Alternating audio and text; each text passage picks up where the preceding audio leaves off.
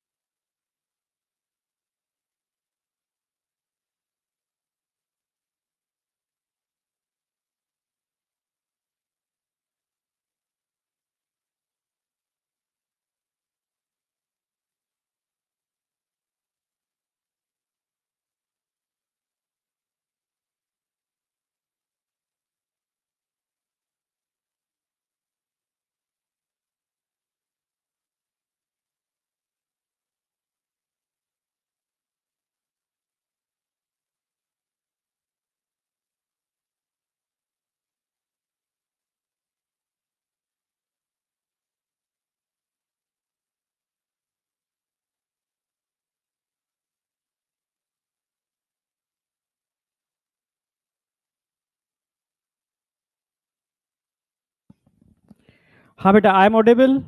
Good afternoon बेटा, good afternoon, ठीक है। सुन पा रहे हो? यस सर, यस सर, ठीक है। बहुत बढ़िया, बेहतरीन, सुपर। ठीक है, कंटिन्यू करते हैं। चलो, ठीक है। चलो, आज स्टार्ट करते हैं रिप्रोडक्टिव हेल्थ लेक्चर नंबर 2, ठीक है। आज का टारगेट क्या होगा देख लो। पॉपुलेशन एक्सप्लोजन, कॉन्ट्रासेप्शन मेथड्स, आज ये कवर करेंगे। सेकंड टॉपिक है हमारा, जिसमें कॉन्ट्रासेप्शन मेथड बहुत सारे हैं, ठीक है। जिसमें आज नेचुरल मेथड, बैरियर मेथड और इंट्रा यूट्राइन डिवाइस, ठीक है, केमिकल मेथड और इंट्रा यूट्राइन डिवाइस, ये वाला पार्ट आज हम कवर कर लेंगे, ठीक है, इतना आज हम कवर कर लेंगे। फिर आगे बात आएगी कॉन्ट्रासेप्टिव पिल्स, ठीक है, इंजेक्टेबल इम्प्लांट और परमानेंट मेथड और एमटीपी, ये सारा हम कल के लेक्चर में खत्म करने वाले हैं। क्लियर है बिल्कुल? अच्छा, कल कल कल कल कल कल कल लेक्चर नहीं होगा, ठीक है, कल लाइव लगा हुआ है शायद बड़ा वाला, तो शायद लेक्चर नहीं होगा मेरा, शायद मुझे लग रहा है ना। ओके, तो लेक्चर मुझे लग रहा है कि टाइम क्लैश कर रहा है दोनों का। ओके, क्योंकि जो भी कॉम्बिनेशन था सोच के था ना कि अभी तरुण सर का सेशन था, फिर मेरा सेशन था, तरुण सर शायद हो सकता है कल, अभी तक कोई अपडेट नहीं है, ठीक है, कोई अपडेट आएगा तो मैं दूंगा अभी, ठीक है, जैसा ही अपडेट आएगा तो मैं दूंगा मोस्ट प्रोबेबली, ठीक है। ओके, चलो, ओके ओके ओके, चलो ठीक है, स्टार्ट कर रहे हैं। अच्छा, रिवीजन करा दूं एक बार, रिवीजन कराऊं एक बार क्या, यस या नो? हाँ, आज पटना में हूँ, बिल्कुल सही, ऑफलाइन लेकर के जस्ट आता ही जा रहा हूँ, बिल्कुल सही, सही आइडेंटिफाई कर लिया, ठीक है, जस्ट अभी अभी ऑफलाइन लेकर के आ ही रहा हूँ, ठीक है।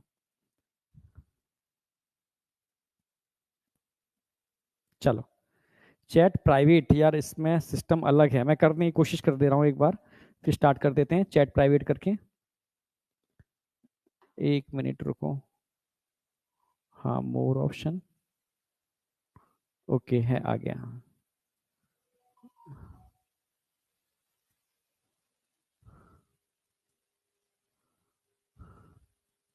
अब बताओ, ओके, यस हो गया, ठीक है ठीक है, डन डन डन डन, ठीक है। तो अब स्टार्ट करना है बेटा, पूरा एकदम फोकस करो, ठीक है। कल सबसे पहले मैंने बताया था व्हाट इज रिप्रोडक्टिव हेल्थ, तो मैंने बताया 4 एस्पेक्ट हैं, एक नहीं 4 एस्पेक्ट हैं जो डिसाइड करते हैं सही मायने में रिप्रोडक्टिव हेल्थ को। पहला एस्पेक्ट मैंने बताया था आपको, पहला एस्पेक्ट बताया था कि फिजिकली हेल्दी होना चाहिए, पर खाली फिजिकली से काम नहीं चलेगा, ठीक है, आप कहीं ना कहीं बिहेव से भी हेल्दी हो, सोशली भी हेल्दी हो, आप समझ रहे हो ना मेरी बात? यस, एक मिनट,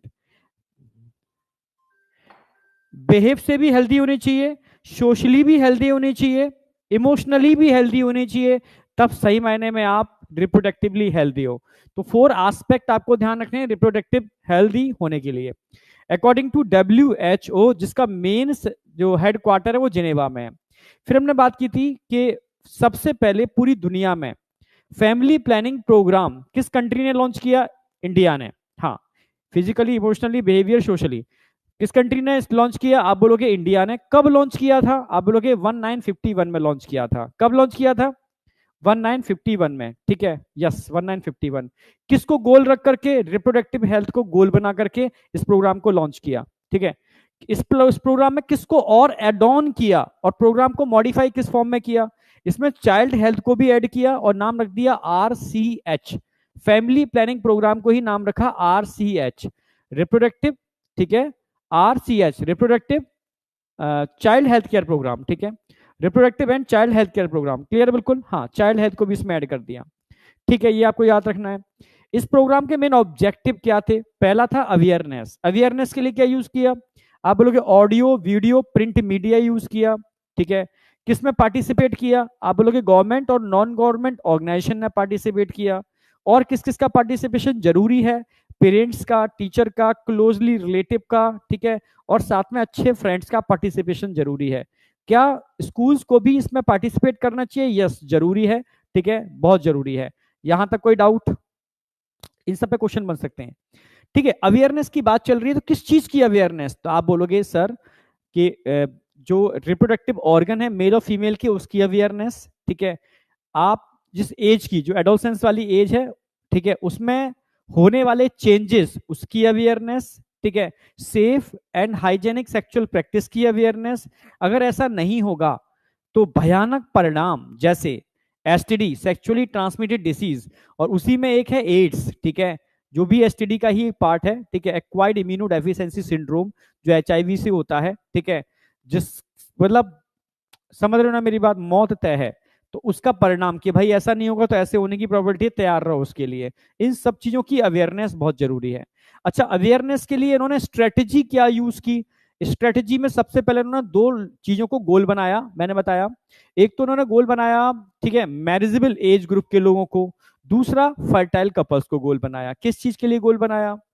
पहला उनका टारगेट था कि इन लोगों को अवेयर कराओ कॉन्ट्रासेप्टिव डिवाइस मेथड के लिए कौन कौन से हैं, गवर्नमेंट कौन कौन से प्रोवाइड कराती है, इसका गोल कराओ। फिर भी अगर बेबी कंसीव कर लेते हैं तो मदर ड्यूरिंग प्रेगनेंसी मदर की केयर कितनी जरूरी है, ठीक है। और अगर बेबी हो जाता है तो पोस्ट नेटल बच्चे की केयर और मदर की केयर कितनी जरूरी है, ठीक है। उसमें ब्रेस्ट फीडिंग की इंपॉर्टेंस बतानी जरूरी है इनको कि क्या जरूरत होती है ब्रेस्ट फीडिंग की, ठीक है। और अगर गलती से फीमेल बेबी हो गया पर चाहत अगर मेल की है तो दोनों को इक्वल अपॉर्चुनिटी दो। भाई मेल और फीमेल में अंतर थोड़ी ना है, ठीक है। आप समझ, दोनों को इक्वल अपॉर्चुनिटी दो। सेवा करेंगे दोनों करेंगे, नहीं करेंगे तो कोई भी नहीं करेगा, ठीक है। तो इक्वल अपॉर्चुनिटी दो और बताओ कि अगर आप ऐसा नहीं करोगे तो जनसंख्या जो बढ़ रही है उसके भयानक परिणाम हो सकते हैं। और जो कह सकते हो चाइल्ड एब्यूज और जो सेक्सुअल क्राइम्स होते हैं उसके रिलेटेड अवेयरनेस इसमें इंक्लूड है, टारगेट बनाए गए। अच्छा, इसके लिए उन्होंने एक सक्सेसफुल इंप्लीमेंटेशन के लिए क्या करना चाहिए इनके हिसाब से? इंफ्रास्ट्रक्चर डेवलप करना चाहिए इनको, ठीक है। और क्या करना चाहिए? प्रोफेशनल एक्सपर्टीज इनको होने चाहिए वहां पर, ठीक है। और क्या करना चाहिए भाई?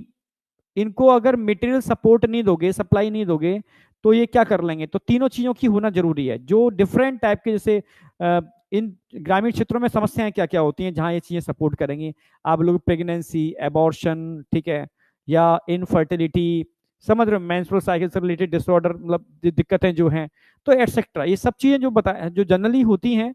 तो इन सब के लिए इस इंफ्रास्ट्रक्चर का, प्रोफेशनल एक्सपर्टी का और मेटेरियल सपोर्ट का होना बहुत जरूरी है, ठीक है। क्या इतना सफिशियंट है? ना, समय समय पर, ठीक है, आप कह सकते हो जो एडवांस टेक्निक्स हैं या और रिसर्च है वो भी इसके अंदर इंक्लूड होनी चाहिए। इन्होंने आगे जाकर के एमनियोसेंटिसिस नाम की टेक्निक डेवलप की, जो एम्ब्रियोनिक स्टेज में ही, ठीक है, जो एम्ब्रियोनिक स्टेज में ही, समझना, एक मिनट, जो एम्ब्रियोनिक स्टेज में ही बच्चों के अंदर क्रोमोसोमल एबनॉर्मलिटी को आइडेंटिफाई करने के लिए रिस्पॉन्सिबल होती है, ठीक है। जैसे मैंने बताया भी था आपको, डाउन सिंड्रोम, ठीक है, हीमोफीलिया, मस्कुलर डिस्ट्रॉफी, आप समझ रहे हो। ऐसे खतरनाक सिंड्रोम को अगर आप एम्ब्रियोनिक स्टेज में आइडेंटिफाई कर लोगे तो एबनॉर्मल बेबी या तो ट्रीट कर लोगे उसको, या ट्रीटमेंट नहीं हो सकता है तो अबॉर्ट कराने की प्रोबेबिलिटी भी इसमें इंक्लूड की गई है, ठीक है। तो ये टेक्निक पहले ही बना ली गई, पर इसका एक साइड इफेक्ट है, साइड इफेक्ट कह सकते हो या इसका मिस यूज।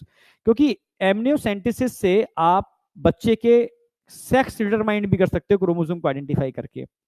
तो इसका मिसयूज बहुत हुआ, फीमेल फीटिसाइड के केस बढ़े, ठीक है।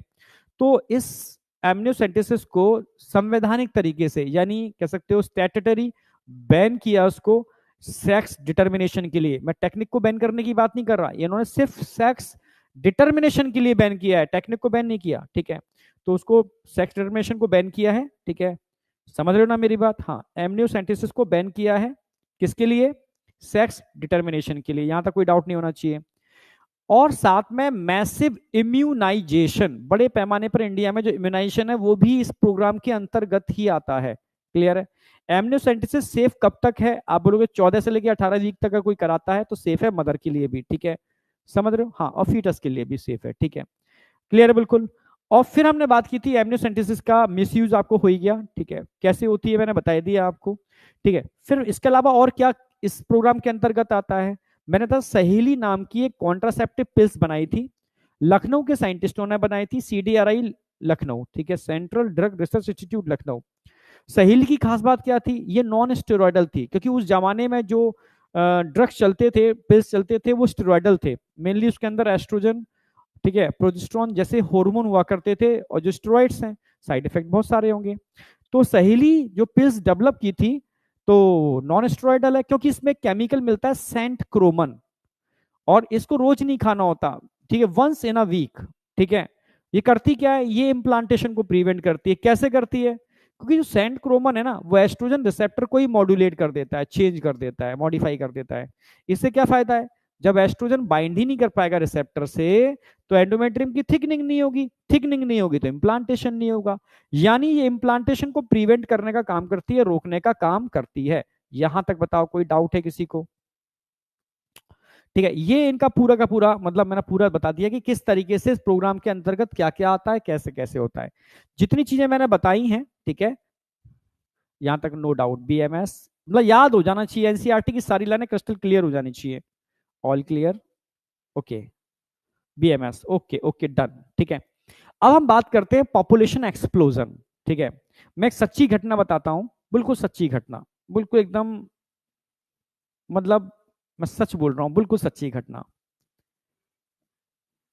बहुत पहले की बात है, जब मैं ट्वेल्थ में होऊंगा, ट्वेल्थ क्रॉस करके मैंने एक बार नीट का एग्जाम दिया था, और मैं आगरा में रहता था। मैं पहली बार दिल्ली आया था, ऐसे मान के चलो, ठीक है, फर्स्ट टाइम।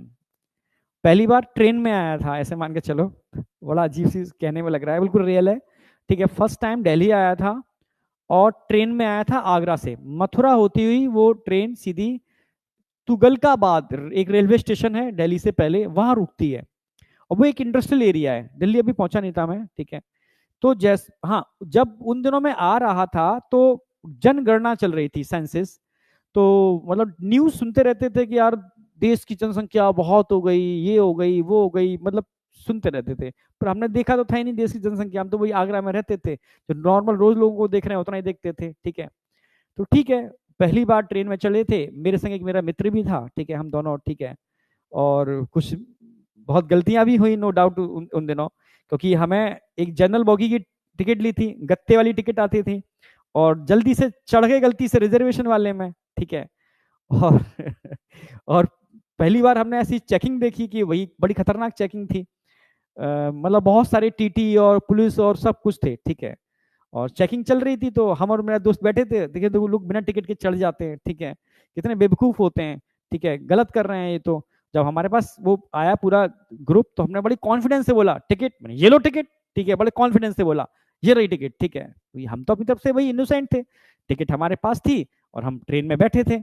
अब इतना नहीं समझ पाए कि जनरल बोगी अलग थी और रिजर्वेशन बोगी अलग थी, पहली बार बैठे थे भाई, ठीक है। तो भाई पुलिस वालों ने कहा उठो उठो उठो, अरे भाई क्यों उठा रहे हो भाई, ठीक है, उठा क्यों रहे हो, टिकट है तो सही हमारे पास, ठीक है। नहीं नहीं नहीं, ये टिकट यहाँ की नहीं है। मैंने भाई हम ट्रेन देख के बैठे हैं, टिकट भी हमारे पास है, सही ट्रेन में बैठे हैं, आप हटा क्यों रहे हो, ठीक है, और मैं एग्जाम देने जा रहा हूँ अभी, ठीक है।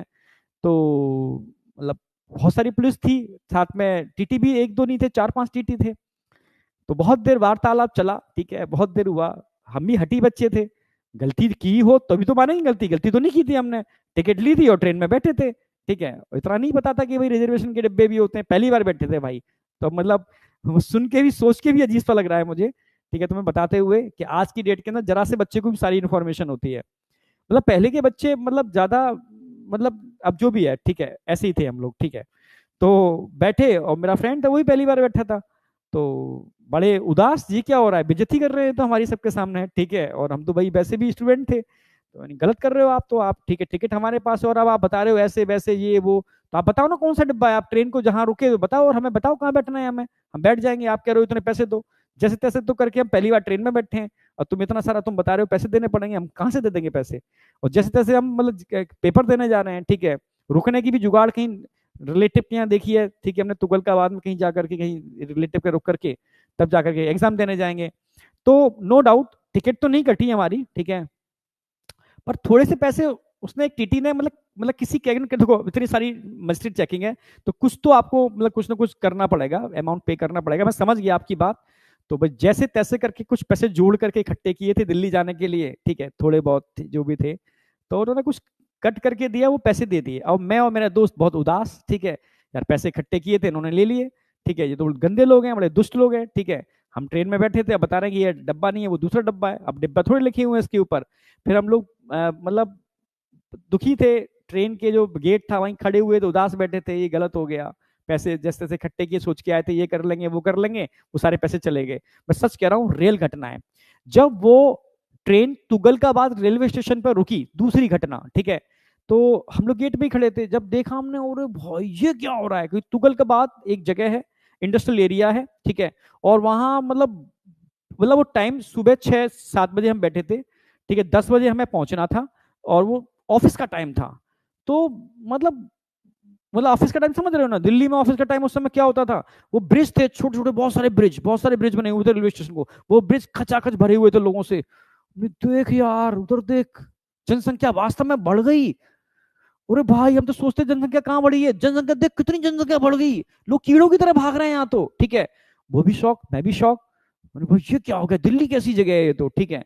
मतलब हम मतलब बहुत सहमे हुए थे, हमने ये हो क्या रहा है, ठीक है। फिर जैसे तैसे दिल्ली पहुंचे, ठीक है। एम्स हॉस जो एम्स था, एम्स के सामने कोई ब्रिज नहीं था, सिंपल सड़कें थी ऐसी चौड़ी चौड़ी सड़कें, और डीटीसी की बसें चलती थी, ठीक है। तो भाई बस में भी, ट्रेन से उतरे फिर वहां तक पहुंचे, बस में बैठना था। तो अब बस में नहीं बैठ पा रहे हैं हम लोग। भाई हमारे यहाँ बसें चलती थी, नॉर्मल रुकती थी, खाली होती थी, सीट कब्जा करके बैठ जाते थे। अब वहां बस मधुमक्खी की छत्ते की तरह भरी हुई है, गेट पर भी बहुत सारे लोग लटक रहे हैं, ठीक है। बस रुकती ही नहीं है, बस धीमी होती है, जिसको उतरना है उतर जाओ, चढ़ना है चढ़ जाओ। हम तो समझ ही नहीं पा रहे हैं भाई हो क्या रहा है, ये दिल्ली कैसी जगह है। और हमें ऐसा फील हुआ कि वास्तव में जनसंख्या बढ़ रही, बहुत बढ़ गई, विस्फोट होने वाला है। आदमी आदमी नहीं लग रहा, ऐसा लग रहा है कि बस खत्म होने वाला है। मैं सच कह रहा हूँ, ये रियल बात बोल रहा हूँ, ठीक है। बहुत एकदम मतलब मैं दिल से मानो, एकदम सच बता रहा हूँ कि वो जो कंडीशन थी, डरे हुए थे। नीट का एग्जाम देने जा रहे थे, नीट नहीं होता था उस समय, शायद एआईपीएमटी होता था, मुझे लग रहा है पहली बार देने गया था मैं, ठीक है, मैं और मेरा मित्र, ठीक है। हम तो शौक थे भाई, हो क्या रहा है ये, हम कहाँ आ गए, किस दुनिया में आ गए। यहाँ आदमी कीड़ा मकोड़ा है और लोग भाग रहे हैं बुरी तरह से, बसों में भी बस रुकती नहीं है, लटकना लटक तो हम पाएंगे ही नहीं, ठीक है, कैसे पॉसिबल है। तो हम समझ ही नहीं पाए, हम बहुत शॉक्ड थे, ठीक है। जैसे तैसे हम दिल्ली में उन स्कूल में जहाँ एग्जाम था वहां के लोगों को देखा, मतलब बड़ा एक एक अजीब ही दुनिया थी हमारे लिए, मैं सही बताऊं। वो एग्जाम देने नहीं गए थे, एक अजीब सा फील करने गए थे, किस दुनिया में आ गए, क्या दे रहे हैं, क्या कर रहे हैं। जैसे घर पहुंचे तो पूरी सब घटनाएं बताई, दोस्तों को बताई, यार गए थे वहां, वास्तविक जनसंख्या यार बहुत बढ़ गई है, ठीक है। उन्हें हाँ कैसे बढ़ गई है, यार दिल्ली गए तो वहां जहाँ देखो आदमी आदमी, ऐसा लग रहा है कीड़े मकोड़ों की तरह भाग रहा है, ठीक है।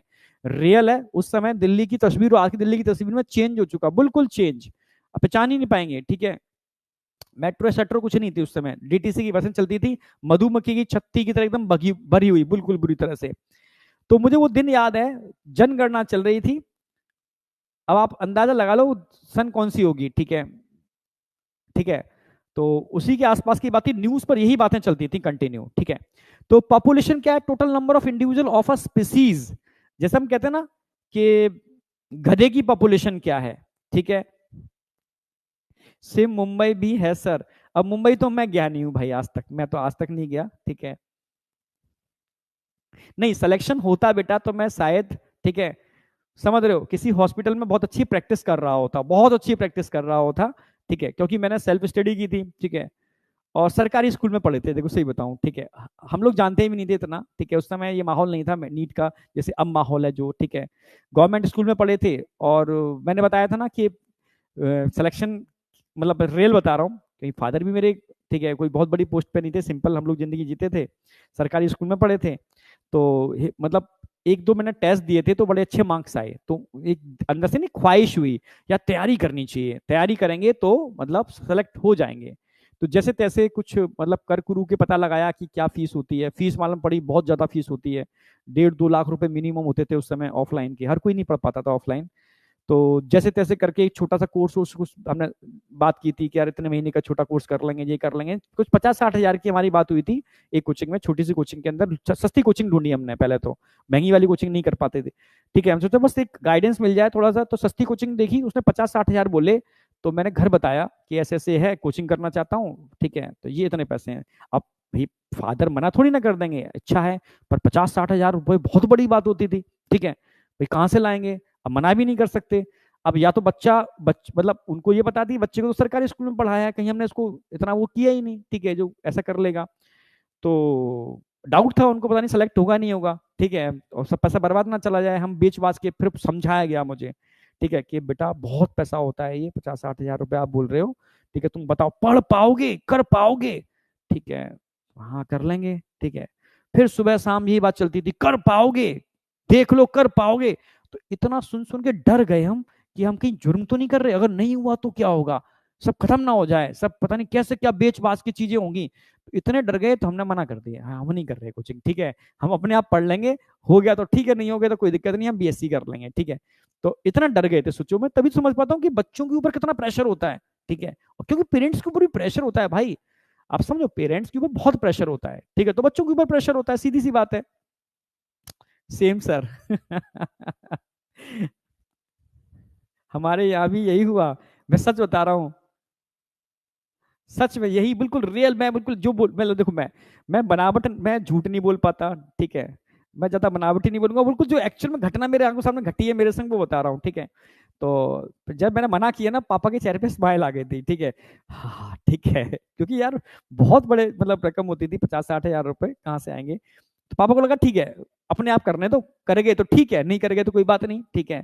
हम तो पहले ट्रेंड क्या था ना, बीएससी एमएससी करके लोग ऐसे ही मतलब ये करते थे, ये तरीका था पहले, बहुत ज्यादा प्रोफेशनल, मतलब आम इंसान के अंदर नहीं था। आम का मतलब हम लोग जो जिस इसमें आते थे, ठीक है। तो मतलब हमने अपने आप ही पढ़ाई जो पढ़े, समझ में आया, जो किताबें ताबें इकट्ठी की, हिंदी मीडियम से पढ़े थे, ठीक है, अपना पढ़ लिए जो है, ठीक है। पढ़ के जब नहीं हुआ फर्स्ट अटेम्प्ट में, तो हमें कहा नहीं है तैयारी करो, उन्हें तुम्हें करना है करते रहो, पर बीएससी करो। फिर बीएससी करने में लग गए भाई, एग्जाम दिए बीएससी पर, मतलब करते रहे। फिर बीएससी कंप्लीट हो गई, अब एमएससी दो। अब एमएससी नॉर्मल तो करनी नहीं थी, तो एमएससी करनी थी, मतलब बहुत अच्छी जगह से सोच रखे थे यार, अब इतना किया तो अच्छी जगह से करेंगे। तो एंट्रेंस एग्जाम दिया, एक बहुत तगड़ा वाला था, उसमें 20 सीटें हुआ करती थी टोटल, और 10 जनरल की, 10 रिजर्वेशन की थी, ठीक है। तो जैसे तैसे करके वो बहुत बड़े पैमाने पे एग्जाम हुआ था, जिसमें यूनिवर्सिटी लेवल पर, तो उसमें 10 सीटों में से एक नंबर मेरा आ गया था। फिर मैंने एमएससी की, पर एमएससी से पहले बीएससी थर्ड ईयर में मैंने पढ़ाना चालू कर दिया था, इतना मुझे याद है, ठीक है। एक बैच मैंने लगाना चालू कर दिया था, और आगे जाकर के वो 2 बैच में भी कन्वर्ट हो गए थे, और मतलब ठीक ठाक थे वो। फर्स्ट फर्स्ट ईयर के बच्चे निकल भी गए थे, मुझे याद भी आज भी, अच्छे अच्छे स्कूलों में, कॉलेजों में, मतलब मेडिकल कॉलेजों में। फिर मैंने एमएससी की, और एमएससी के साथ साथ फिर मेरी लाइन चेंज हो गई, फिर मैंने डॉक्टर तो बनना था, फिर मैंने रिसर्च में चला गया, बहुत बुरी तरह से मैंने, जैसे नेट जेआरएफ होता है ना, वो क्वालिफाई किया है सर, आईसीएमआर सर क्वालिफाई किया, गवर्नमेंट से स्कॉलरशिप मिली, फिर उस फील्ड में चले गए, ठीक है। तो रहे डॉक्टरों के बीच, भाई एम्स जैसी जगह से फिर अपने पीएचडी की, ठीक है। समझ रहे हो, जो आईसीएमआर के डीजी हैं डॉक्टर वीएम कटोच, ठीक है, उनके अंडर के अंदर, और उनके अंडर में जितने भी मेडिकल कॉलेज है इंडिया के आईसीएमआर के, सब उनके अंडर में आते हैं, ठीक है।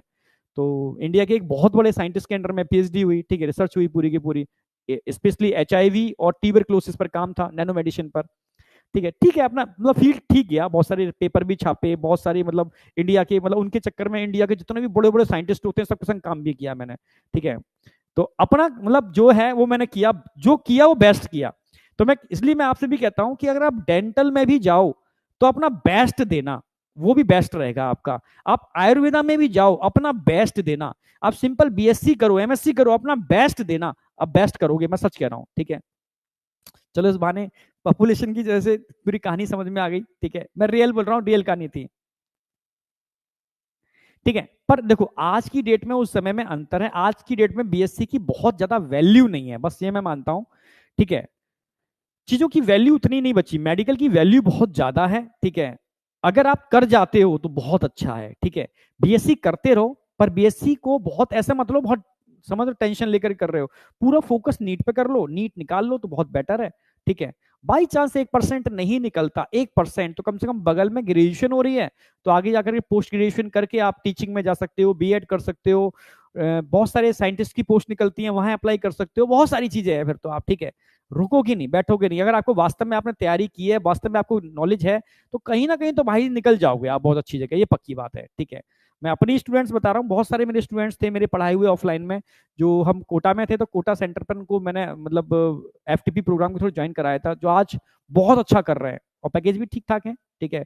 1-1.5 लाख रुपए तो लगभग सभी के हो ही जाते हैं इतने, तो ठीक है, मंथली, ठीक है। तो इसलिए कह रहा हूँ कोई चीज बेकार नहीं जाती, अगर आपने डेडिकेशन से वास्तव में मेहनत की है, पागलपन की तरह की है, तो यार वो काम तो आएगी, ठीक है। समझ रहे हो, चाहे कितनी भी जनसंख्या बढ़ जाए, आपके पास स्किल्स हैं, आपके पास नॉलेज है, तो आप सबसे हटके हो, क्योंकि जनसंख्या ज्यादा है, पर ये भीड़ है, ये एक नंबर दिख रहा है ना, एक भीड़ है, और इस भीड़ में मैक्सिमम लोग डाइवर्टेड हैं, और डाइवर्ट करने का साधन भी हमने खुद अपने आप पैदा किया है, मोबाइल। समझ रहे हो, सबसे ज्यादा डिस्ट्रक्शन, डाइवर्जन इसी की वजह से है, ठीक है। नो डाउट ज्ञान भी इसी से मिल रहा है, पर एक्चुअल में कितने परसेंट लोग हैं जो चीजों को सही डायरेक्शन में यूटिलाइज कर पाते हैं, बहुत कम, ठीक है। डिस्ट्रिक्शन डाइवर्जन बहुत ज्यादा है, समझ पाए ना मेरी बात। तो एक नंबर दिख रहा है, ये अप्रैल 2021 की बात है, ठीक है, जो एक डेटा दिया गया है पॉपुलेशन ऑफ इंडिया, ठीक है, 1387, समझ रहे हो, 1.38 बिलियन इंडिया की पॉपुलेशन थी 2021 के आसपास, जो हम 24 चल रही है, तो ये बढ़ चुकी है अभी, ठीक है। हर 10 साल में एक बार जनगणना होती है, इसको सेंसस बोलते हैं। आप समझ रहे हो, हर 10 साल में एक बार सेंसस होती है, जनगणना होती है, इसमें सभी लोगों को पार्टिसिपेट करना होता है, और एक डेटा निकल के आता है, भाई इंडिया की जनसंख्या अब इतनी हो गई, बढ़ी है, घटी तो कभी है ही नहीं, बढ़ी है तो किस रेट से बढ़ी है, तो उसमें कौन कौन से फैक्टर काम करते हैं, वो सारी बातें हम यहाँ पर पढ़ने वाले हैं। क्लियर है? तो पॉपुलेशन की बात कर रहा था। पॉपुलेशन क्या होती है?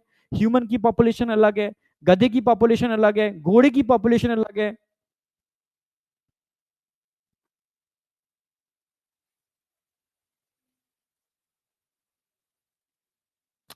फार्मेसी भी अच्छा फील्ड है, पर मतलब मैंने बताया जिस फील्ड में जाओ तो टॉप पर रहो, तो सब चीजें बढ़िया हैं। आप फार्मेसी करके जनरल दुकान पर बैठ रहे हो किसी पर, नहीं, या छोटी बड़ी 5-6 हजार की नौकरी कर रहे हो, बेकार है। फार्मेसी करो तो पूरे बड़े लेवल पर करो, ठीक है, या तो कोई कंपनी डालो, ठीक है, या थोक के विक्रेता बनो, ठीक है, बड़े लेवल पर पूरी सप्लाई कर रहे हो कि शहर को पूरा का पूरा, बड़े लेवल पर करो, ठीक है। बायोटेक्नोलॉजी क्या है सर? नहीं, इसका स्कोप ज्यादा नहीं है, बायोटेक्नोलॉजी का इंडिया में स्कोप नहीं है, ठीक है। बायोटेक, बायोटेक से अच्छा है आज की डेट में आप जो मेन ब्रांच है ना, main branch zoology, botany, physics, chemistry, ठीक है, या कोई टेक्निकल ब्रांच, ठीक है, जैसे फार्मेसी हो गया, बी फार्मा हो गया, ठीक है, या आयुर्वेदा हो गया, होम्योपैथी हो गया, ठीक है, आपका डेंटल हो गया, इनमें आप निकल जाओ, ठीक है।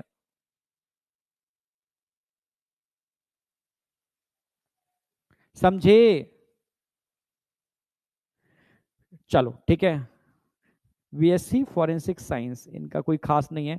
बीएससी नर्सिंग अच्छे कॉलेज से कर रहे हो तो बेटर है, बाद बाकी का तो खैर कोई कुछ खास नहीं है, ठीक है। ठीक है, एमएससी अच्छी जगह से कर, देखो मेरा क्या है, मैं नहीं चाहता कि जन्म एक बार मिला है, ठीक है, और अच्छे से जीना भी है, ये भी मैं ध्यान रखना, ठीक है।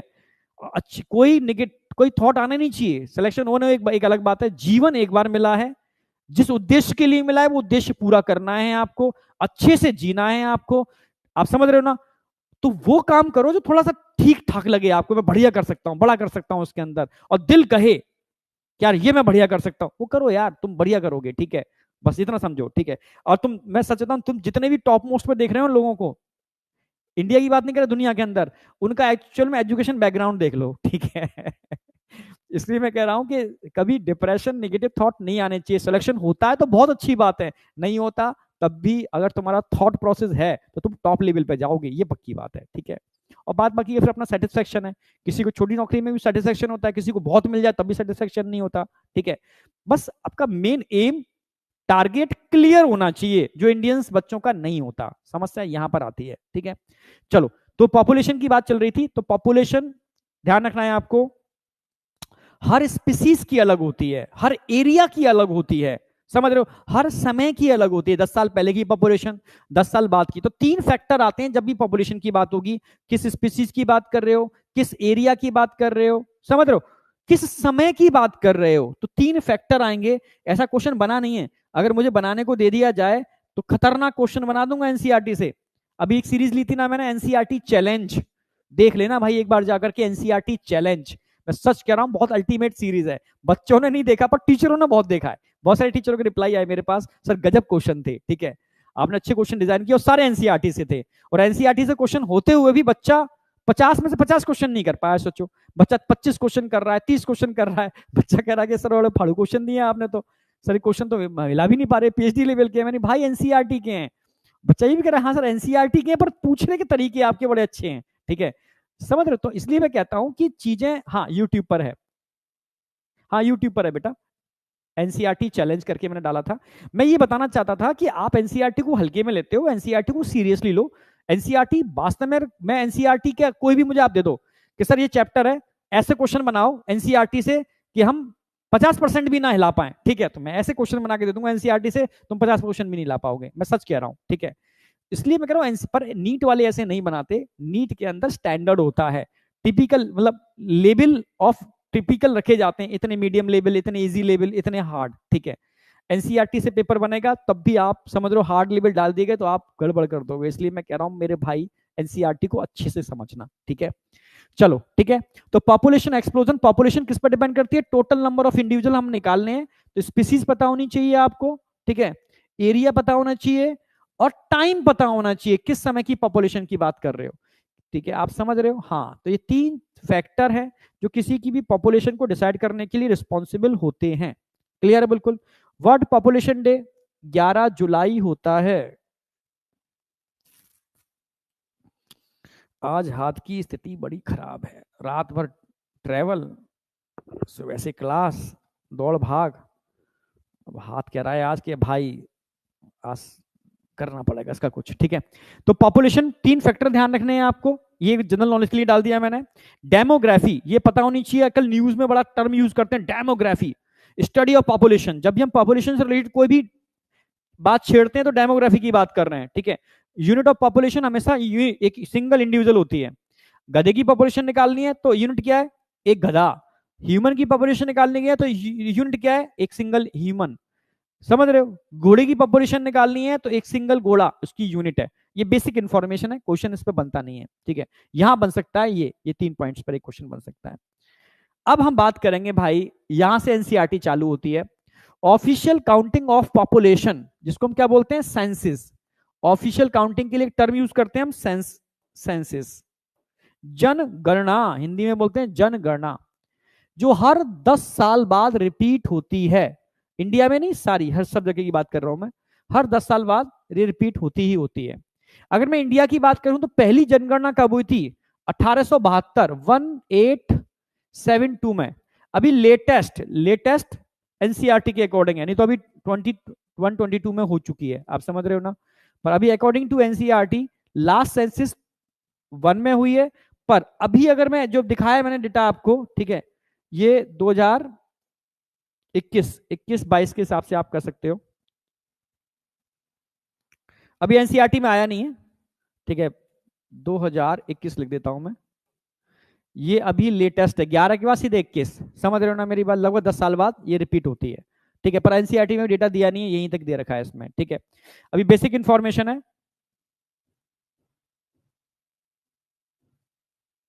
नहीं नहीं, एनसीईआरटी चैलेंज में एक ही लेक्चर लिया है मैंने अभी। ठीक है, सेकंड भी ले लूंगा आप कहोगे तो। ठीक है, सेकंड के अंदर कुछ चैप्टर दे दूंगा मैं, उसके ले लूंगा, स्पेसिफिक चैप्टर के ले लूंगा मैं। ठीक है, अभी मैंने पूरा 11th लिया था, 11th में बायोमोलिक्यूल और एनिमल किंगडम और स्ट्रक्चरल ऑर्गेनाइजेशन 3 चैप्टर नहीं डाले थे, ये 3 चैप्टर इंक्लूड करके भी मैं एक ले लूंगा मैं। ठीक है, ठीक है, हाँ ले लूंगा, पर तैयार तो करो तुम अपने को पहले इस लाइक। तो मैं उस चैलेंज को लेने के लिए अपने को तैयार करना पड़ेगा, ऐसे नहीं होता चैलेंज। ठीक है, अपने को बहुत तैयार करना पड़ेगा। कोई फर्क नहीं पड़ता आप गवर्नमेंट से हो कहां से हो, फर्क पड़ता है कि आप कितनी शिद्दत से पढ़ाई कर रहे हो। ठीक है, एक रिवीजन टारगेट ले लेंगे, चलो ठीक है ठीक है ठीक है। नहीं, लिखने का आज ज्यादा नहीं है, लिखने का अभी एनसीईआरटी कुछ लाइनें करा रहा हूं, अभी लिखने का नहीं करा रहा मैं। लिखने का आपको मैं बताऊंगा कहाँ करना है, उसमें लिखना कम है इस चैप्टर के अंदर, क्योंकि चैप्टर डेटाबेस है और डेटाबेस एनसीईआरटी से आता है। ठीक है, बाहर से कुछ कंसेप्ट नहीं है, डेटाबेस है। कंसेप्ट लास्ट में आएंगे टेस्ट ट्यूब बेबी के अंदर, वो मैं करा दूंगा। ठीक है, अब डेटा क्या है? The world population which was around, ये जनरल नॉलेज का भी डेटा है, ये नॉर्मल एग्जाम में भी पूछी जाती है बातें इसलिए। तो world population which was around, अब मैं दुनिया की पॉपुलेशन की बात कर रहा हूं, जो हर बच्चे को चाहे इस फील्ड का हो या ना हो। ठीक है, 1900 में जो दुनिया की पॉपुलेशन थी, वर्ल्ड पॉपुलेशन 1900 में, पर मैं याद करा दूंगा पूरा। ठीक है, लगभग 2 बिलियन थी। समझ रहे हो? फिर लगभग 10 साल बाद 2000 में आकर के ये पॉपुलेशन डबल नहीं हो गई भाई, 2000 में आकर के ये ट्रिपल हो गई। समझ रहे हो? 6 बिलियन हंगामा हो गया पूरी दुनिया के अंदर। पूरी दुनिया की पॉपुलेशन 2 बिलियन से 3 बिलियन नहीं, 4 बिलियन नहीं, 5 बिलियन नहीं, 6 बिलियन। इंडिया में भी हंगामा हो गया था इन दिनों। ठीक है, 1900 से लेकर के 2000 के बीच में देखोगे बड़ा मतलब था यार, ये क्या हो गया, आप समझ रहे हो? 2000 की बात है तब, मतलब मान लो इंदिरा गांधी के टाइम की बात, 2000। ठीक है, समझ रहे हो? इस समय पॉपुलेशन तेजी से बढ़ी है, ये मैं दुनिया की बात नहीं कर रहा, इंडिया की देख लो। अगर इंडिया में देखोगे तो देखो, अप्रोक्सीमेटली आजादी के टाइम की बात करूं, लगभग 350 मिलियन पॉपुलेशन थी इंडिया की, समझना, at the time of our independency. अगर 2000 की बात करूं तो 350 मिलियन से 1 बिलियन हो गई। मतलब भाई तुम कर क्या रहे हो? समझ रहे हो ना? लोग कर क्या रहे हैं, लोग पगला गए, क्या कर रहे हैं, मेरे समझ में नहीं आ रहा। मतलब इंडिया, तो मैंने एक एग्जांपल ले रहा हूं, इंडिया नहीं, मतलब मोस्टली कंट्री के अंदर एक बम फटा है पॉपुलेशन का, समझ रहे हो। इस चैप्टर में जो पीपीटी में दे रहा हूं ना, ये डेटा इनफ है। जिस तरीके से समझा रहा हूं इसी तरीके से समझ में आ सकता है, और कोई तरीका नहीं है बेटा। अच्छा, बीजेपी का टाइम था 2000 के अंदर, ठीक है, 2000, अब जो भी हो मुझे इतना याद नहीं है कि कांग्रेस का टाइम था बीजेपी का टाइम था, पर उन दिनों की बात कर रहा हूं जब ये पॉपुलेशन, समझ रहे हो, तेजी से बढ़ी थी। 2000 या 2000 के बाद की, मतलब इस ड्यूरेशन की बात है, यहां से यहां तक के बीच की बात है, इसके बीच में। लेकिन 350 से लेकर के मिलियन पॉपुलेशन से इतनी बिलियन पॉपुलेशन होगी, 1 बिलियन, इस बीच में जो मोस्टली गवर्नमेंट रही होगी वो शायद कांग्रेस रही होगी। गवर्नमेंट से कोई फर्क नहीं पड़ता, यहां फर्क पड़ता है इंसान से, ठीक है। गवर्नमेंट तो एक वो है, अलग है, ठीक है। इंसान से, कि इंसान की सोच चेंज हो गई। आजादी मिलने के बाद उसको इतनी आजादी मिल गई कि वो पॉपुलेशन बढ़ाने पे चालू हो गया। आजादी से मिलने से पहले तो उसका टारगेट था कि देश को आजाद कराना है। अब देश तो आजाद हो गया, अब लाओ जनसंख्या बढ़ाना है, ठीक है। पता नहीं क्या हुआ, इंडिया में नहीं, ये पूरी दुनिया में ही हुआ। सॉरी, इंडिया में नहीं पूरी दुनिया में हुआ। यहां 2 से 6 बिलियन पहुंच गई, तो यहां 350 मिलियन से 1 बिलियन हो गई, ठीक है। तो यहां पॉपुलेशन बहुत तेजी से बढ़ी है। और अगर मैं 2001 या 2000 ही मान लो उसको, 2001 की बात कर रहा हूं के हिसाब से बात करूं, तो आप कह सकते हो पूरी दुनिया में हर 6वां इंसान इंडियन है, समझ रहे हो। रेशियो ऑफ बर्ड और इंडिया का पॉपुलेशन निकालोगे ना, 6:1 का आ रहा है, अकॉर्डिंग टू 2001 या 2000 सेंसस के हिसाब से, समझ रहे हो। हाँ भाई, इसके हिसाब से 2000 में जो गणना हुई थी उसके हिसाब से तो 6 बिलियन, 1 बिलियन, यानी हर 6वां इंसान इंडियन है पूरी दुनिया के अंदर। यस, पॉपुलेशन बढ़ाई है, बहुत ज्यादा बढ़ाई है पॉपुलेशन, समझ रहे हो।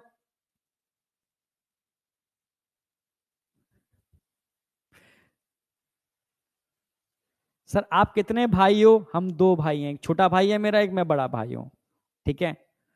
समझ रहे हो, अब पूछना चाह रहे हो सर कितनी पॉपुलेशन है, इतने ही है, ठीक है।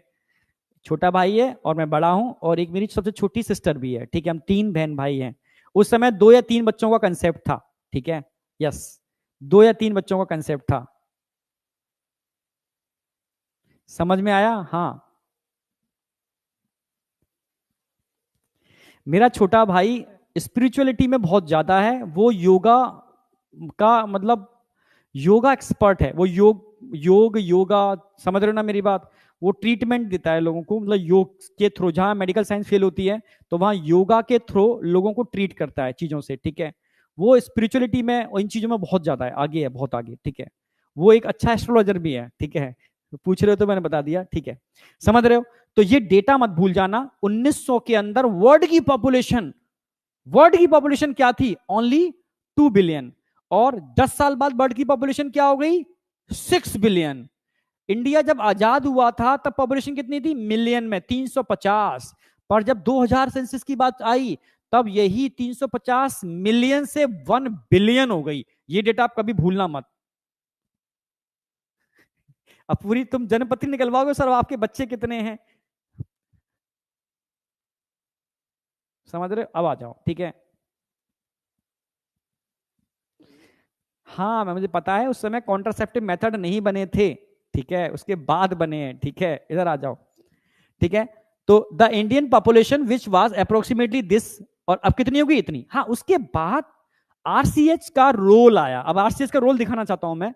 अब देखो, अब 6 बिलियन से डायरेक्ट 12 बिलियन नहीं हुई, ठीक है। अब यहां पर 10 साल बाद 7.2 बिलियन हुई, पर ये भी बढ़ रही है भाई, क्योंकि शेल्टर रिसोर्सेज तो लिमिटेड है ना, समझ, रिसोर्सेज लिमिटेड है भाई। अर्थ कितना पार्ट है? 1/4 पार्ट है, 2/3 तो पानी है सारा का सारा। जितना पानी है उससे ज्यादा आप कह सकते हो आइस है, ठीक है, एंटार्क्टिका वगैरह पर। ग्लोबल वार्मिंग की वजह से आइस कंटिन्यू डिसॉल्व हो रही है, ग्लेशियर गायब हो रहे हैं, और वाटर का लेवल बढ़ रहा है, आइलैंड गायब होते जा रहे हैं, ठीक है। और जब अर्थ का वो पार्ट कम रहता जा रहा है जो कि कहीं खेती इन चीजों के लिए रिस्पॉन्सिबल है, और अर्थ की फर्टिलिटी घटती जा रही है। जब अर्थ फर्टाइल नहीं होगी, पेड़ नहीं होंगे, चीजें नहीं होंगी, ऑक्सीजन का लेवल कम हो जाएगा, तो फिर से खतरनाक कंडीशन आने वाली है। ठीक है, तो समझ में आया। तो अब यहां से यहां देखोगे ना तो बहुत ज्यादा चेंज नहीं हुआ, पर ये चेंज भी बहुत बड़ा चेंज है। समझ रहे हो, 6 बिलियन से 7.2 बिलियन। ठीक है, पर यहां फिर भी 1.2 बिलियन बढ़ा है 2011 में, और 2021 में आकर के तो आप फिर देख रहे हो बढ़ गया। ठीक है, अब यहां 1 बिलियन से 1.2 बिलियन हुआ है। ठीक है, 1 बिलियन से 1.2 बिलियन हुआ है 2011 में, और 1.38 अभी बताया मैंने लेटेस्ट 1.38 बिलियन 2000, ठीक है, 2021 के अंदर आकर के। ठीक है, तो ये डेटा इतना तो याद रखो जो एनसीईआरटी ने रखा है, 1900, 2000, 2011, इंडिपेंडेंसी 2000, 2011। ठीक है, और अकॉर्डिंग टू 2001 या 2000 सेंसस के हिसाब से ये पूछा जाएगा किसके हिसाब से इंडिया, हर छठवां इंसान दुनिया में इंडियन है, किस सेंसस के हिसाब से, तो 2000 याद रखना इसके हिसाब से। ठीक है, हर छठवां इंसान इंडियन है। क्लियर है बिल्कुल, ये डेटा आपको याद रखना है बेटा। ठीक है,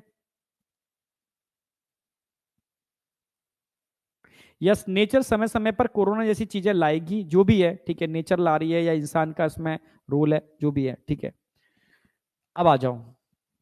अब अकॉर्डिंग टू 2001 या 2000 कह सकते हो की बात है, census population growth rate, rate जहां पर भी आ गया, रेट का मतलब समय। ठीक है, रेट का मतलब समय, आप समझ रहे हो, पॉपुलेशन ग्रोथ रेट, रेट का मतलब समय, समझना मेरी बात। ठीक है, the population growth rate was still around 1.7%, 1.7%, इतनी पॉपुलेशन ग्रोथ रेट बढ़ी है। सर कैसे, ऐसे निकालते हैं। ठीक है, पर्टिकुलर समय के अंदर 1000 लोगों में 17 नए लोग ऐड हुए, इसका मतलब ग्रोथ रेट कितनी बढ़ गई, 1.7% हो गई। और ये 2011 सेंसस के हिसाब से हम रिपोर्ट देखते हैं तो ग्रोथ रेट पर क्या असर पड़ा। ठीक है, लगभग लेस देन 2% लिखा है इन्होंने, लेस देन 2% लिखा है, पर एक्चुअल में 2% ही मान के चलो। पर्टिकुलर टाइम के अंदर 1000 लोगों में 20 लोग नए बढ़े, यानी ग्रोथ रेट पहले से बढ़ी है घटी है, ग्रोथ रेट बढ़ी है। हर साल ग्रोथ रेट बढ़ रही है, ये अच्छा इंडिकेटर नहीं है। हर साल ग्रोथ रेट का बढ़ना अच्छा इंडिकेटर नहीं है, आप समझ रहे हो। हाँ, और ये सबको समझना पड़ेगा। मैं इंडिया की बात नहीं कर रहा हूं, पूरी दुनिया की बात कर रहा हूं। पूरी दुनिया को समझना पड़ेगा, अर्थ का वो पार्ट बहुत कम है जिसकी वजह से जीवन है। अगर जीवन को खतरे में डालना है तो ठीक है, कोई नहीं, ठीक है, आप खत्म करो, नहीं तो आप बहुत कम समय, ठीक है, नहीं तो ऑक्सीजन नहीं होगी, चीजें नहीं होंगी, तो लाइफ ही नहीं होगी। ठीक है, मैं इंसान की बात नहीं कर रहा, मैं सभी जीव जंतुओं की बात कर रहा हूँ। ठीक है, तो लाइफ के लिए चीजों को मतलब बैलेंस करना पड़ेगा। ठीक है, बहुत सारी चीजें करने पड़ेंगी। क्लियर है, समझ, अकॉर्डिंग टू, यहां तक कोई डाउट है तो ग्रोथ रेट पर क्वेश्चन आएगा। अकॉर्डिंग टू 2000 या 2001 सेंसस ग्रोथ रेट कितनी थी, 1.7, और यहां पर लेस देन 2 लिखा है उन्होंने, लगभग 2% के आसपास है। ठीक है, ग्रोथ रेट बढ़ी है, घटी नहीं है। अब रीजन फॉर पॉपुलेशन एक्सप्लोजन, भाई रीजन क्या है, हर साल पॉपुलेशन एक्सप्लोजन हो रहा है, ग्रोथ रेट बढ़ रही है, कारण क्या है। अब कारण तो कहीं ना कहीं हम डेवलपिंग से डेवलप की तरफ जा रहे हैं, टेक्नोलॉजी बढ़ रही है, हम कोशिश कर लेते हैं, जैसे चाइना है, चाइना में ओल्ड पर्सन की नंबर बहुत ज्यादा है, क्योंकि वो टेक्नोलॉजी की वजह से लोगों को मरने ही नहीं देते। ठीक है, इसकी वजह से वो ओल्ड पर्सन को भी मेंटेन करके रखे हुए हैं, तो पॉपुलेशन इसलिए बढ़ रही है। इंडिया में क्या होता है, जो थोड़ा ओल्ड हो जाते हैं उनको घर से अलग बाहर खाद डाल दी जाती है, ग्रामीण क्षेत्रों में देखा है मैंने, क्योंकि घर में बहू बेटा सब है तो वो अक्सर कर बूढ़े लोग बाहर ही लेटते हैं, और जब ठंडी पड़ती है तो बहुत सारे बूढ़े लोग खत्म हो जाते हैं। ठीक है, ठंड की वजह से, क्योंकि उनकी आदत है बाहर लेटने की, घर में लेटेंगे नहीं वो। ठीक है, ठंडी पड़ती है तो मामला हो जाता है। तो इंडिया के अंदर थोड़ा सा अलग है, तो यहाँ पर रैपिड डिक्लाइन, टेक्नोलॉजी बढ़ने से डेथ रेट कम हो गई है, समझ रहे हो, मैटरनल और फीटल मोर्टेलिटी रेट भी कम हो गई है, समझ रहे हो भाई। पहले दाई माँ कंसेप्ट था तो बहुत सारी माताएं और बच्चों की डेथ हो जाती थी ड्यूरिंग डिलीवरी, पर मैटरनल और इन्फेंट मोर्टेलिटी रेट कम हुआ है क्योंकि टेक्नोलॉजी बढ़ी है, समझ रहे हो। इनके अंदर कमी आने की वजह से कहीं ना कहीं पॉपुलेशन एक्सप्लोजन हो रहा है। और देखा होगा मोदी जी के भाषण में अक्सर कर सुना है मैंने, हमारा इंडिया अभी यंग है, इसलिए बोलते हैं क्योंकि इंडिया के अंदर, ठीक है, कह सकते हो रिप्रोडक्टिव एज के लोगों का नंबर ज्यादा है जनगणना में जो निकल के आया। ठीक है, ओल्ड एज पर्सन कम है अदर कंट्री के कंपैरिजन के अंदर, ठीक है, इसलिए यंग यंग किस पर बेस कहा जाता है कि यहां पर अगर यूथ ज्यादा है, यहां पर समझ रहे हो ना, यूथ ज्यादा है तो समझो उस देश की पावर बहुत ज्यादा होगी, यूथ से पावर होती है। अगर 50% बूढ़े हैं तो ना तो लड़ सकते हैं ना किसी में पार्टिसिपेट कर सकते हैं, जनसंख्या तो ज्यादा है, ठीक है, जनसंख्या तो ज्यादा है, पर पर किसी काम की नहीं है। पर इंडिया के अंदर जनसंख्या कम, चाइना से कम है, पर ताकत बहुत ज्यादा है क्योंकि यूथ बहुत ज्यादा है, समझ रहे हो। नो डाउट चाइना के पास टेक्नोलॉजी ज्यादा है, पर इंडिया के पास यूथ बहुत ज्यादा है, समझ में आया। तो increase in number of population in reproductive age, reproductive age समझते हो, हमेशा ध्यान रखना रिप्रोडक्टिव एज मेल की नहीं निकाली जाती, फीमेल की निकाली जाती है, क्योंकि बेबी कंसीव फीमेल करती है। पॉपुलेशन बढ़ाने के लिए फीमेल रिस्पॉन्सिबल है क्योंकि बेबी कंसीव वो कर रही है, समझ रहे हो, ठीक है, मेल तो स्पर्म इजैक्युलेट कर रहा है, ठीक है, पर फीमेल बेबी कंसीव कर रही है, और फीमेल भी, समझना, हमेशा ध्यान एज और सेक्स रेशियो, तो सेक्स में कौन होती है, फीमेल। ये किसी भी पॉपुलेशन के अंदर अगर फीमेल ज्यादा है तो वहां की ग्रोथ रेट ज्यादा होगी, ठीक है, और किस ग्रुप की फीमेल, आप बोलोगे 15 से लेकर के 44, 44 ईयर, इस एज ग्रुप की फीमेल अगर ज्यादा है किसी भी पॉपुलेशन के अंदर, चाहे वो इंडिया हो या किसी भी कंट्री का हो, तो समझ लो उस पॉपुलेशन की ग्रोथ एकदम सुपर एस कर पर फॉलो कर रही होगी, समझ रहे हो, हाँ, क्योंकि इन फीमेल्स का नंबर ज्यादा है, आप समझ रहे हो, हाँ, ठीक है, 44 उम्र, ठीक है, 44 रखी गई है, यानी ये वो एज ग्रुप है जिसके बीच में बेबी कंसीव होने की प्रोबेबिलिटी सबसे ज्यादा होती है।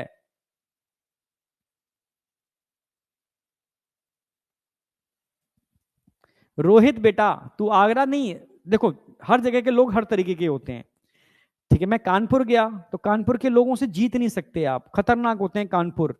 लखनऊ के लोग, कानपुर के लोग बहुत खतरनाक होते हैं, आप उनसे जीत नहीं सकते किसी भी चीज के अंदर, ठीक है। अब तुम दिल्ली चले जाओ, दिल्ली के लोग तुम्हें बेच के खा जाएंगे, ठीक है। तो पर ऐसा नहीं है कानपुर में अच्छे लोग नहीं होते, बहुत अच्छे लोग भी होते हैं, ठीक है। दिल्ली में अच्छे लोग नहीं होते, अच्छे लोग भी होते हैं, ठीक है। तो हर जगह हर टाइप के लोग होते हैं, समझ रहे हो, हाँ। अच्छा, रोहित प्रयागराज से हो, ठीक है, बहुत अच्छी बात है। अब प्रयागराज में भी अच्छे लोग भी बहुत हैं पर बुरे लोग भी बहुत हैं, मेरा पाला पड़ा है वहां पर, ठीक है, बुरे लोगों से भी, बिल्कुल। तो हर जगह अच्छे लोग भी हैं बुरे लोग भी हैं, ठीक है, पर परसेंटेज थोड़ी सी वेरी करती है बस, इसलिए ये मत सोचो कि एक जगह ऐसे लोग हैं, ठीक है। तो रिप्रोडक्टिव एज ग्रुप, ये क्वेश्चन आता है किस सेक्स के लोग, ठीक है, पॉपुलेशन ग्रोथ रेट को बढ़ाने के लिए रिस्पॉन्सिबल होंगे, फीमेल। किस एज ग्रुप के लोग रिप्रोडक्टिव एज को बढ़ाने के लिए रिस्पॉन्सिबल होंगे, ठीक है, आप बोलोगे फीमेल 15 से लेके 44 ईयर तक के, ठीक है। तो ये ध्यान रखना, ये फैक्टर पे डायरेक्ट क्वेश्चन आएगा कि which of the following factor responsible for increase population explosion, तो आप लोग rapid decline in this and increase in, ठीक है, रिप्रोडक्टिव एज ग्रुप के लोग, ठीक है, ये ऑप्शन में ढूंढना होगा सही हो गलत को आपको, ठीक है। अब आएगा पॉपुलेशन ग्रोथ रेट किस पर डिपेंड करती है, इस पर भी क्वेश्चन आता है। ये सिर्फ क्वेश्चंस की फॉर्म में तोड़े हैं मैंने सारे के सारे पॉइंट्स, एनसीईआरटी के लाइंस को क्वेश्चंस की फॉर्म में तोड़ दिया, तुम क्वेश्चन फटाफट कर पाओ, ठीक है। कौन कौन से फैक्टर हैं जिस पर डिपेंड करती है पॉपुलेशन, बर्थ रेट, अगर किसी पॉपुलेशन में बर्थ रेट ज्यादा है डेथ रेट से, पॉपुलेशन ग्रोथ रेट बढ़ जाएगी, ठीक है। मोर्टेलिटी रेट अगर कम है किसी पॉपुलेशन के अंदर तो पॉपुलेशन ग्रोथ रेट बढ़ जाएगी। माइग्रेशन, माइग्रेशन की बात करते हैं, एक होता है इमिग्रेशन, एक होता है एमिग्रेशन, ठीक है। आई फॉर इन, ठीक है, इन इमिग्रेशन, अगर कोई बाहर से इस पॉपुलेशन में एंटर कर जाते हैं बाहर के पॉपुलेशन के लोग तो ग्रोथ रेट बढ़ेगी, हाँ। अरे दोनों ही मैंने एक जैसे बना दिए, अगर कुछ लोग अंदर से बाहर निकल जाते हैं, कुछ चले जाते हैं बाहर, अरे कुछ लोग चले जाते हैं निकल के बाहर, निकल के बाहर चले गए, अब कुछ लोग बाहर जा रहे हैं तो पॉपुलेशन ग्रोथ रेट घटेगी, यहां घट रही है यहां बढ़ रही है, समझ रहे हो। तो माइग्रेशन भी कहीं ना कहीं पॉपुलेशन ग्रोथ रेट को डिसाइड करता है, क्लियर है। Age and sex ratio, as मैंने बता दी है, रिप्रोडक्टिव एज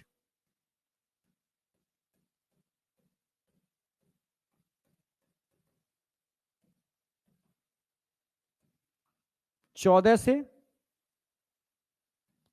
सॉरी 15 से 44 कर दो।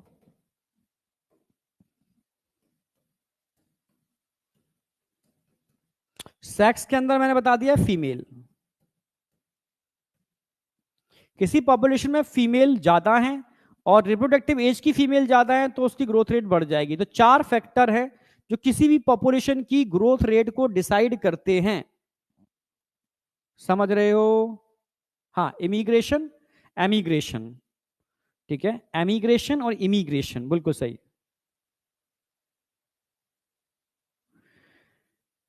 टाइम कैसा आने वाला है पता नहीं, पर कहीं ना कहीं एआई आ रही है, ठीक है, फ्यूचर में बहुत तगड़ी तरीके से आएगी। चैलेंज सबके सामने होगा, आपके सामने भी चैलेंज होगा मेडिकल फील्ड में, ठीक है। कुछ अच्छाइयां भी होंगी पर कुछ बुराइयां भी होंगी, ये रेशियो तो हर जगह चलता है ना, पहले भी चला था, आज भी चलाएगा और फ्यूचर में भी चलेगा, ठीक है। और ये लड़ाई चलती रहेगी अच्छाई और बुराई की, ठीक है।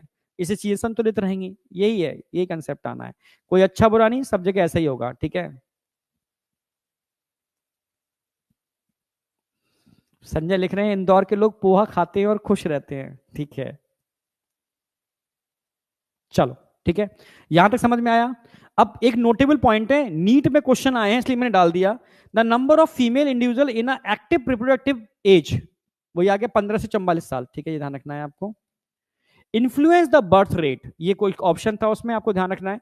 एक क्वेश्चन ये आया था कि, ठीक है, through our reproductive child health care program thought we could bring down the population growth rate, it was only marginal, no doubt growth rate पहले से कम हुई है पर बहुत ज्यादा कम नहीं हुई, मार्जिनल कम हुई है, ठीक है। काम कर रहा है आरसीएच पर इसने बहुत चेंज नहीं किए हैं, मार्जिनल चेंज किए हैं, पर किए हैं पर मार्जिनल चेंज किए हैं, ठीक है। फिर एक दो नोटेबल पॉइंट और डाल दिए मैंने, ठीक है। डेमोग्राफिक ट्रांजिशनल स्टेट क्या होती है, ठीक है, ये क्यों कहा जाता है कि हम दो हमारे दो, ठीक है। अगर माता पिता के दो बच्चे हैं तो माता पिता की डेथ होगी तो उसकी जगह कौन ले लेंगे, बच्चे ले लेंगे। फिर उनके दो बच्चे, ठीक है, उनकी डेथ होगी, वो जगह वो ले लेंगे, तो रिप्लेसमेंट लेवल 0 रहेगा। इसलिए गवर्नमेंट कहती है हम दो, हमारे दो को फॉलो करो। डेमोग्राफिक ट्रांजिशनल स्टेट का मतलब है जीरो पॉपुलेशन ग्रोथ। वो कब होगी, जब बर्थ रेट डेथ रेट बराबर हो जाए, ठीक है, या birth rate immigration and death rate emigration बराबर हो जाए तो हो जाएगी। हमेशा ध्यान रखना है, बर्थ रेट ज्यादा होती है डेथ रेट के तो पॉपुलेशन पॉजिटिव में जाती है, और बर्थ रेट अगर कम होती है डेथ रेट के तो पॉपुलेशन ग्रोथ रेट निगेटिव होगी, सिंपल सी बात है। समझ रहे हो ना? ये जनरल क्वेश्चंस थे जो पहले बहुत आते थे, तो मैंने कुछ पॉइंट्स लिख दिए हैं, ठीक है। और इसलिए कहते हैं हमेशा ट्रांजिशनल स्टेट डेमोग्राफिक ट्रांजिशन 0 होना चाहिए। तभी तो गवर्नमेंट ने स्लोगन बनाया हम दो हमारे दो, और जगह जगह देखोगे आपने, रेलवे टिकट पर हम दो हमारे दो, बड़े बड़े स्कूल्स की दीवारों पर हम दो हमारे दो, ठीक है, जगह जगह मतलब देखेंगे हम दो हमारे दो, ठीक है। तो अगर इसको फॉलो करता है एक आम इंसान, एक जनसंख्या अपनी दुनिया के लोग, ठीक है, तो नो डाउट रिप्लेसमेंट लेवल 0 हो जाएगा। और रिप्लेसमेंट लेवल 0 होने से मतलब बेटर इवोल्यूशन की तरफ जा रहे हैं लोग, ठीक है, तो बेटर रहेगा, ठीक है। 0 पॉपुलेशन ग्रोथ रेट होनी चाहिए। तो आप कहीं ना कहीं प्रकृति के फेवर में सोच रहे हो, आप भी जियो अच्छे से और प्रकृति को भी मेंटेन करने दो चीजों को, तभी वो बैलेंस हो पाएगा। अगर एक तरफा रहेगा तो प्रकृति कहीं ना कहीं रिवेंज लेगी, बदला लेगी, और समझ रहे हो बड़े लेवल पर मास एक्सटेंशन होगा, उसमें कहीं ना कहीं दर्द होता है, ठीक है, बहुत नुकसान होता है, ठीक है। तो उसको बैलेंस करके चलो, ज्यादा बेटर है। तो ये बेसिक इंफॉर्मेशन थी पॉपुलेशन एक्सप्लोजन की। लास्ट में एनसीईआरटी कुछ लाइनें मैंने छाप दी है, ठीक है। तो कौन सा स्लोगन क्वेश्चन आएगा, एनसीईआरटी में दे रखा है हम दो हमारे दो, बस स्लोगन ध्यान रखना है, जगह जगह पे छपे रहते हैं इस तरीके से टिकट्स पर, ठीक है। छोटा परिवार सुखी परिवार, ठीक है। और ये भी कह रहे हैं कि एक तरीका और है बच्चे पैदा करने के साथ साथ, क्या है, वन चाइल्ड एडॉप्ट नॉर्म्स लेके आओ।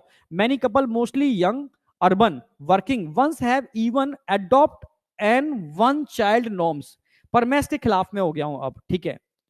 पहले मैं भी मानता था कि बच्चे को एडॉप्ट कर लेना चाहिए, ठीक है, पर आज की डेट में कल युग में लोगों की सोच इतनी घृणित हो चुकी है, इतनी गंदी हो चुकी है, ठीक है। अगर वो किसी चाइल्ड को एडॉप्ट करते हैं तो उसको वो फीलिंग नहीं दे पाते, अपने बच्चे अपना नहीं खून का टुकड़ा होता है, वो फीलिंग नहीं देते, ठीक है। कई लोगों तो इस घिनौने अपराध में लिप्त पाए गए, बच्चे को एडॉप्ट करते हैं, कुछ साल तक रखते हैं, बाद में उसको बेच देते हैं। आप समझ रहे हो ना मेरी बात? कुछ लोग उन बच्चों के ऑर्गन तस्करी में करते हैं, ठीक, अपना बच्चा तो है नहीं, ठीक है, अडॉप्ट कर लिया। कुछ लोग उनको, समझ रहे हो, देह व्यापार में जाकर के उसको बेच देते हैं जाकर के। मतलब ऐसे लोगों को, समझ रहे हो, बंदूक की नोक पर के उड़ाना चाहिए, मैं तो ये कहूंगा। ठीक है, तभी तो मैं अब इसके फेवर में नहीं हूं, अडॉप्ट वाले। ठीक है, समझ रहे हो, पर मन करता है ना कि ऐसे बच्चों को अडॉप्ट भी करना चाहिए। लोग अपना मतलब पेरेंट्स वाला प्यार है उनको, जो उसको नहीं मिल पाया, किसी कारण से पेरेंट्स नहीं रहे, पर लोग इतनी गंदी मतलब कल्पना से परे है। मैं तो ज्यादा बात बता भी नहीं पा रहा, लोग किस हद तक जा चुके हैं। तो गवर्नमेंट ने एडॉप्ट चाइल्ड को एडॉप्ट करने पे भी बड़े तगड़े नॉर्म्स लगा दिए अब आ करके। ठीक है, आसानी से आप किसी चाइल्ड को एडॉप्ट नहीं कर सकते उन नॉर्म्स के अकॉर्डिंग। समझ पा रहे हो नहीं मेरी बात? ठीक है, तो ये बहुत, ये मैं फेवर में था एक जमाने में। ठीक है, अब मैं इसके बिल्कुल फेवर में नहीं हूं। ठीक है, इससे अच्छा है कि अगर आपके पास पैसा है, आप कर सकते हो। ठीक है, तो ठीक है, प्रॉपर तरीके से इन ऑर्गेनाइजेशन को सपोर्ट करना चाहिए जो बच्चों के लिए वास्तव में अच्छा कर रही हैं। ठीक है, और कुछ नहीं, पर ये मामला बहुत खराब है। मैं किस हद तक गया है मैं शायद उसको एक्सप्लेन नहीं कर पाऊंगा अभी। ठीक है, बहुत गंदे स्तर पर जा चुका है ये। ठीक है, अब आ जाओ दूसरा। गवर्नमेंट, अभी एनसीईआरटी के अकॉर्डिंग चल रहा हूं, गवर्नमेंट कह रही है, ठीक है, कि मैरिजेबल एज ग्रुप एक पर्टिकुलर होती है, लड़की के लिए 18 और लड़के के लिए 21, इससे पहले शादी नहीं होनी चाहिए। ठीक है, पर अब क्या हो रहा है, मैरिज और डिले हो रही है। ठीक है, देखोगे लोग सेटल नहीं हो रहे हैं, मैरिज को थोड़ा डिले कर रहे हैं। ठीक है, समझ रहे हो ना? मैं मानता हूं पूजा बेटा, सारे लोग एक जैसे नहीं होते, पर किसी के माथे पे लिखा है कि वो अच्छा है या बुरा। आप समझ रहे हो ना, मैं ये नहीं कह रहा। 100 में से अगर 2 लोग खराब हैं, तो वो कितनी मेंटलिटी खराब कर सकते हैं लोगों की। ठीक है, कितनों की जिंदगी बर्बाद कर सकते हैं, बात उसकी है।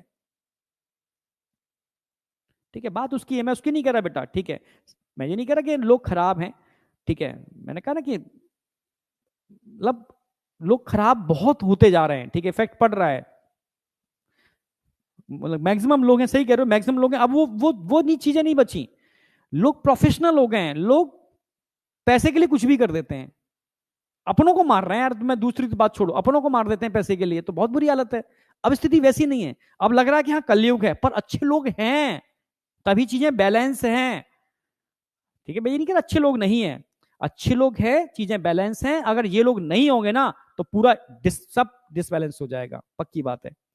ठीक है, मैं कह रहा हूं, ठीक है, मैं डॉक्टरों से भी कहता हूं, क्योंकि मेडिकल फील्ड से मैं बहुत ज्यादा नाराज हूं। आप कमाओ यार, ठीक है, कोई मना थोड़ी ना कर रहा है, अच्छी तरीके से कमाओ, किसी को बिना मारे कमाओ, बिना उसके ऑर्गन बेचे कमाओ, बिना उसको धोखा दिए कमाओ। ठीक है, मैं सच कह रहा हूं कि रियलिटी में कह रहा हूं, चीजें बहुत खराब हैं, बहुत खराब है। ठीक है, चलो, स्टेटरी rising of the marriageable age of the female, भाई कितना होता है फीमेल का? 18 साल, और मेल का कितना होता है? 21। इससे पहले शादी नहीं होनी चाहिए, क्योंकि उनके अंदर समझदारी नहीं होती, हो सकता है वो बेबी कंसीव कर ले मल्टीपल टाइम, इसलिए इतने पे समझदारी आ जाती है।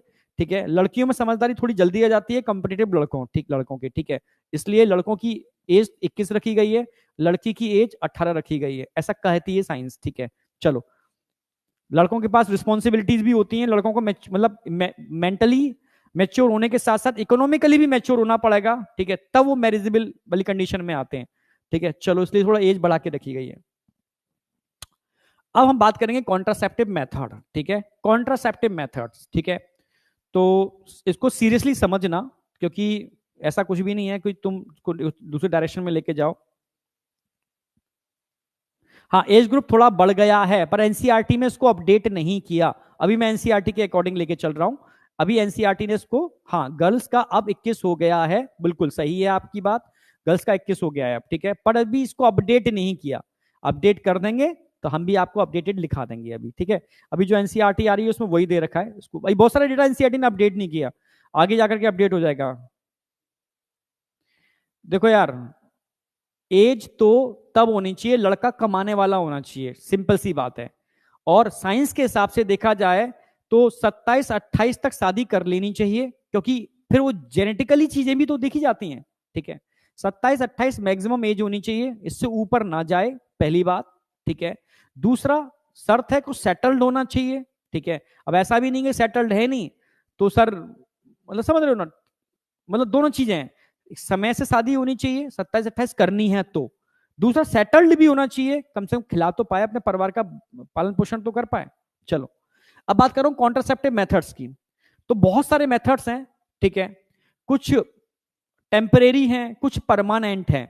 तो पहले हम टेम्परेरी को समझेंगे, फिर हम परमानेंट को समझेंगे, ठीक है। एनसीईआरटी के पहले पैरा में दे रखा है कि कॉन्ट्रासेप्टिव मेथड्स की प्रॉपर्टी क्या है। एक क्वेश्चन डायरेक्ट बनता है, डायरेक्ट क्वेश्चन बनेगा इसके ऊपर, ऑप्शंस दे देंगे, करेक्ट इनकरेक्ट पूछेंगे। प्रॉपर्टी क्या है कॉन्ट्रासेप्टिव मेथड्स की, एनसीईआरटी की एक एक लाइन पर क्वेश्चन बना दूंगा। मैंने पूरे चैप्टर को क्वेश्चंस की फॉर्म में तोड़ा है, ठीक है। मतलब एक अल्टीमेट पीपीटी बनाइए आप, सेम इसी फॉर्मेट में ही करना। बीटी सर का कब करवाएंगे? भाई बीटी सर का हमारे हाथों में थोड़ी ना है, अब वो करेंगे तब उनके हाथों में, हम तो बस सजेशन दे सकते हैं, ठीक है। हम सिर्फ सजेशन दे सकते हैं और कुछ नहीं कर सकते, ठीक है। समझ गए? हाँ, अब बीटी सर की क्लास हो तो बोल देना भाई सर जो मैरिजेबल एज ग्रुप है वो 26 27 से ऊपर नहीं होना चाहिए, ठीक है। वो 30 से ऊपर जा रहे हैं, ठीक है। हाँ, तो वो सीट ठीक नहीं है। चलो वापस आ जाओ।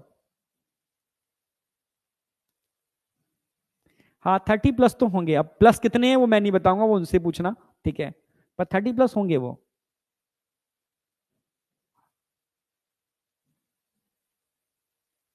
हाँ बीएमडब्ल्यू उनके पास है, वो सेटल्ड है, मैं ये नहीं कह रहा, सेटल्ड है, अब उनको कर लेनी चाहिए ना, वो सेटल्ड तो है ही।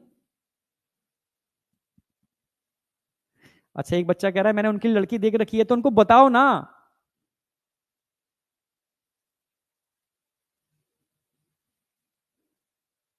चलो अब आ जाओ। चलो ठीक है, हम तो सिर्फ बता सकते हैं, तुम उनकी क्लास में बोल देना कि सर यूजेनिक्स और यूथेनिक्स के हिसाब से, यूजेनिक्स और यूथेनिक्स के हिसाब से नेक्स्ट जनरेशन को परफेक्ट लाना है तो समय से शादी कर लो, ठीक है। ये बता देना यूजेनिक्स यूथेनिक्स, ठीक है। चलो अब मैं प्रॉपर्टी ऑफ आइडियल कॉन्ट्रासेप्टिव की बात करता हूं, एक क्वेश्चन यहां से बन जाएगा। आइडियल कॉन्ट्रासेप्टिव, ठीक है, birth control device eco friendly होने चाहिए। ऐसा कोई बर्थ कंट्रोल डिवाइस नहीं है जो इरिटेट करे, ठीक है। तो कौन यूज करेगा? कोई नहीं करेगा। गवर्नमेंट चाहती है मैक्सिमम पॉपुलेशन उसको यूज करे, ठीक है। इजिली अवेलेबल होना चाहिए। नहीं समझ में आया? जो मतलब अवेलेबिलिटी है 10 किलोमीटर दूर जाकर नहीं मिलता, कौन लेने जाएगा, ठीक है। इजिली अवेलेबल होना चाहिए। तभी तो गवर्नमेंट ने एक जमाना था रेलवे स्टेशन पर जैसे वेट को वेट वेइंग मशीन होती थी ना, तो ऐसे ही उन्होंने कॉन्डोम की मशीन बनाई। बहुत सारे इसके गवर्नमेंट के वो चले थे, ठीक है, सुने होंगे आपने कि सिक्का डालो तो चीजें अपने आप निकल आती हैं, ठीक है। एक पान की दुकान पे भी चीजें मिल जाएंगी, इस तरीके से चीजें रन की गई, ठीक है। फिर धीरे धीरे धीरे धीरे वो एक मतलब उसमें मतलब लोगों को नाम लेने में भी शर्म आती थी, ठीक है। जब आप समझ रहे हो, कर कुछ भी रहे हो उसमें शर्म नहीं आ रही, ठीक है, इसमें नाम लेने में शर्म आ रही है आपको, ठीक है। तो लोग ऐसे जो प्रमोशंस होते थे उनमें जाते नहीं थे, ठीक है। तो कुछ एक्टर्स को उसमें इन्वॉल्व किया जाता था जिससे लोग चीजें इको फ्रेंडली हो, समझे यार, ठीक है। आपको जो करना है करो, पर इन चीजों को यूज करो, कम से कम जनसंख्या तो कंट्रोल करो, कम से कम एड्स और एसटीडी जैसी भयानक बीमारियों से तो बचो, ठीक है। तो इसको धीरे धीरे धीरे गवर्नमेंट ने मल्टीपल प्रोग्राम चलाए, बहुत खर्चा किया, ठीक है। तब जाकर के ये चीजें एक नॉर्मलाइज हुई और लोग समझ इसको, अभी भी कई जगह पर तो लोग इसके नाम लेने में भी शर्माते हैं, ठीक है। तो चीजों को धीरे धीरे मतलब नॉर्मलाइज किया गया, इजीली अवेलेबल हो, effective and reversible with no और लेस साइड इफेक्ट। पर इस पर लोग ध्यान नहीं दे रहे हैं साइड इफेक्ट पर, ठीक है। पर होना चाहिए नो और लेस साइड इफेक्ट, और रिवर्सिबल हो तो बहुत बेटर है, पर रिवर्सिबल वाले की मतलब इफेक्टिवनेस बहुत अच्छी नहीं होती, ठीक है। जो रिवर्सिबल है तो मतलब समझ रहे हो, क्योंकि कहीं ना कहीं इन्फेक्शन से भी तो बचना है, तो रिवर्सिबल ना भी हो, सस्ता हो, एक आम इंसान यूज कर सके, ठीक है। पर इनके हिसाब से जो प्रॉपर्टी है इफेक्टिव हो और रिवर्सिबल हो, नो और लेस साइड इफेक्ट हो। It also should know way interfere with the sexual drive, sexual drive और डिजायर में कोई इंटरफियर ना करे वो, ठीक है। अगर उसकी वजह से सेक्सुअल ड्राइव या डिजायर रिड्यूस होती है तो लोग यूज नहीं करेंगे, और लोग यूज नहीं करेंगे तो बनाना बेकार गया उसका, ठीक है। फिर तो वही है, जनसंख्या फिर बढ़ना चालू हो गई। तो जनसंख्या को रोकना है तो इस तरीके की चीजें बनाने पड़ेंगी जो इको फ्रेंडली हो, इजीली अवेलेबल हो, ठीक है, साइड इफेक्ट ना के बराबर हो, समझ रहे हो, इफेक्टिव भी हो, रिवर्सिबल भी हो, मल्टीपल टाइम यूज कर सको, और सेक्सुअल ड्राइव या डिजायर में कोई मतलब सर कमी ना आने दे, ठीक है। तभी लोग यूज करेंगे, नहीं तो नहीं करेंगे इसको, फिर वही कहानी हो जाएगी, एड्स जैसी खतरनाक बीमारियां। तो अब मैं पूरी की पूरी कॉन्ट्रासेप्टिव डिवाइस को दो पार्ट में डिवाइड कर रहा हूं, एक टेम्परेरी और एक परमानेंट। फिर से बोल रहा हूं, एक टेम्परेरी और एक परमानेंट, क्लियर है बिल्कुल? हाँ, एक टेम्परेरी और एक परमानेंट। अच्छा याद भी है नेहा धूपिया, ठीक है, सब पता रखते हो भाई।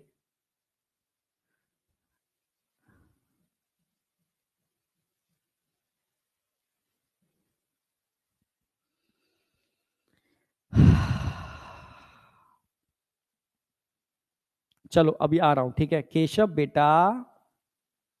हाँ ठीक है, तुझे पता, मुझे पता है तुझे पता है।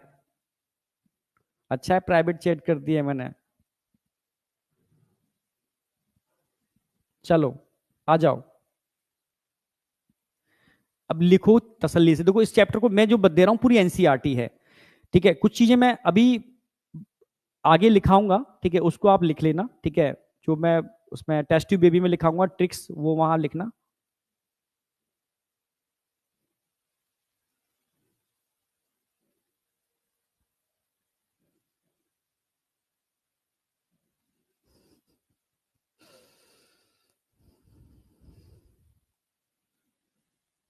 बिल्कुल सही, दीपक सही कह रहा है।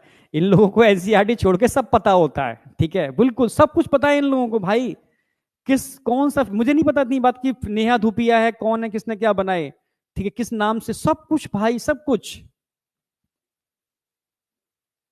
नहीं नहीं ऐसा मत करो, word need war for control population, जैसे वो मूवी थी ना वो एवेंजर, एवेंजर ही थी ना, हाँ, जो उसमें सारे हल्क वगैरह थे। उसमें जो एक था उसको क्या लगता वर्ल्ड की पॉपुलेशन कम करनी है, तो उसने मतलब प्लान को ही खत्म करना चालू कर दिया, लोगों को मारना चालू कर दिया। तो थॉट प्रोसेस चेंज करना पड़ेगी, मारना सॉल्यूशन नहीं है, ठीक है। मारना सॉल्यूशन नहीं है, चीजों को कंट्रोल करना सॉल्यूशन है, ठीक है। अगर रिप्लेसमेंट लेवल 0 कर देते हो तो ज्यादा बढ़िया है, ठीक है। नेचुरली जो प्रोसेस हो रही है होने दो, पर कंट्रोल करो, तो आगे जाके चीजें ठीक हो जाएंगी, ठीक है। चलो अब आ जाओ, ठीक है। तो सबसे पहले मैं बात करूंगा नेचुरल मेथड, फिर बात करूंगा सबसे पहले टेम्परेरी। टेम्परेरी में क्या क्या पढ़ाने वाला हूं सुनो, अब छोड़ो, अब और कोई बात नहीं कर रहे हैं, ठीक है। ठीक है, हाँ थॉर्न्स है वो, ठीक है, थॉर्न्स सही, ठीक है। हाँ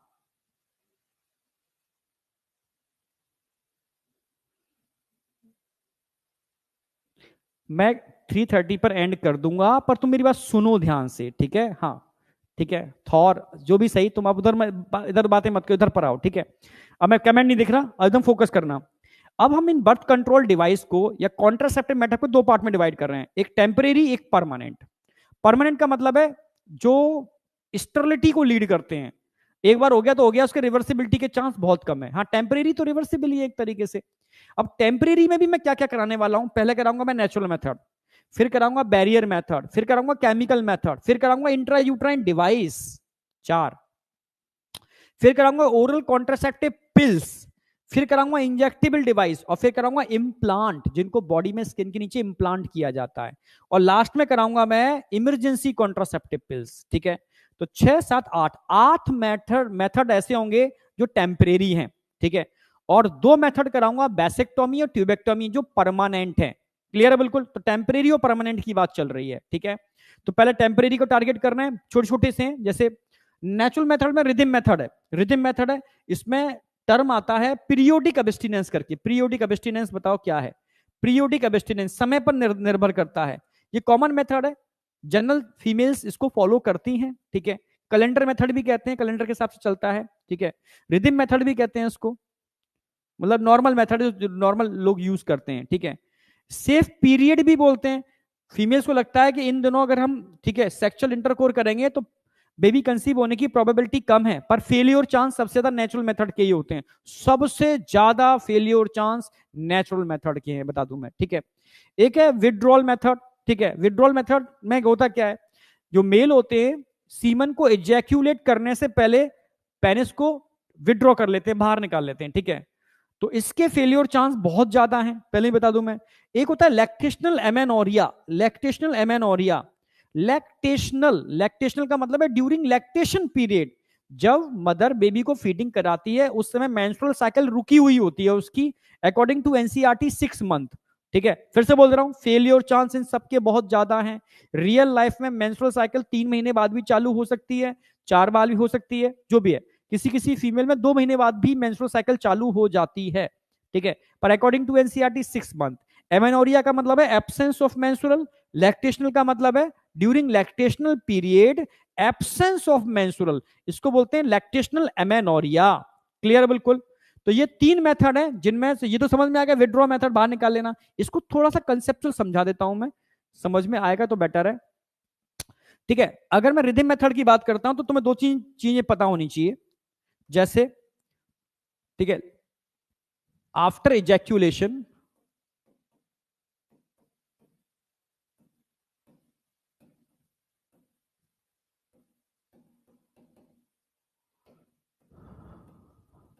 लाइफ ऑफ स्पर्म क्या होगी? लगभग 3 डेज। डिपेंड करता है स्पर्म को कहां पर आपने इजैक्यूलेट किया है, समझ रहे हो? नाली में बहा दिया, एसिड पर डाल दिया, समझ रहे हो, तो तुरंत मर जाएगा भाई, ठीक है। फीमेल ट्रैक के अंदर आपने इजैक्यूलेट किया है तो वहां पर 3 दिन तक सरवाइव करेगा। समझ में आया ना? After ejaculation life of sperm कितने होंगे? 3 दिन, 3 डेज। समझना मेरी बातों को बिल्कुल, ठीक है। आफ्टर ओव्यूल्यूशन लाइफ ऑफ ओवा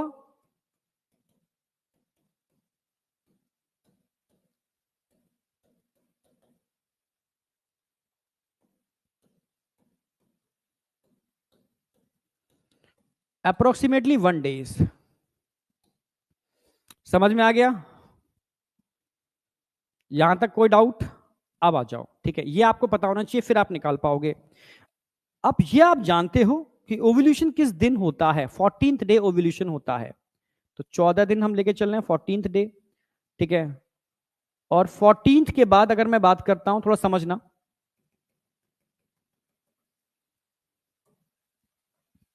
और मैंने ये भी बताया था 14वें दिन जो मेंस्ट्रुअल साइकिल जो होती है वो 28 ±2 डेज की होगी, यानी ओव्यूल्यूशन 2 दिन पहले या 2 दिन बाद में भी हो सकता है, ठीक है। -2 +2 आगे पीछे हो सकता है, मतलब 14 से पहले आप काउंट करोगे तो कितना आ गया? 14, 12, 13, 12। 12वें दिन भी ओव्यूल्यूशन हो सकता है, थोड़ा आगे पीछे हो सकता है, बिल्कुल एनसीईआरटी के हिसाब से बात कर रहा हूं। और 14, 15, 16, 16वें दिन भी ओव्यूल्यूशन हो सकता है, ठीक है। तो ये एक ट्रायंगल बना रहा हूं जिसमें ओव्यूल्यूशन होने की प्रोबेबिलिटी सबसे ज्यादा है, इसमें ओव्यूल्यूशन।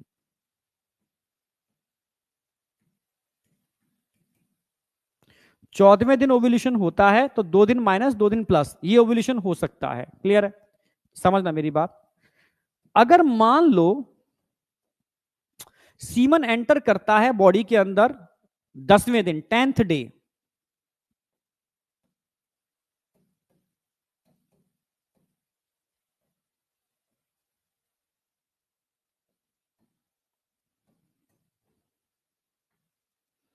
स्पर्म्स 10वें दिन बॉडी में एंटर करते हैं तो 11वें दिन सरवाइव करेंगे, 12वें दिन तक सरवाइव करेंगे, 13वें दिन तक, तो मतलब 10वें दिन आ रहे हैं, 10, 11, 12, 3 दिन मान के चलो, तो यहां तक सरवाइव कर सकते हैं। और फीमेल का अगर ओव्यूल्यूशन 12वें दिन होता है तो ये स्पर्म इसको फर्टिलाइज कर सकते हैं, फर्टिलाइजेशन।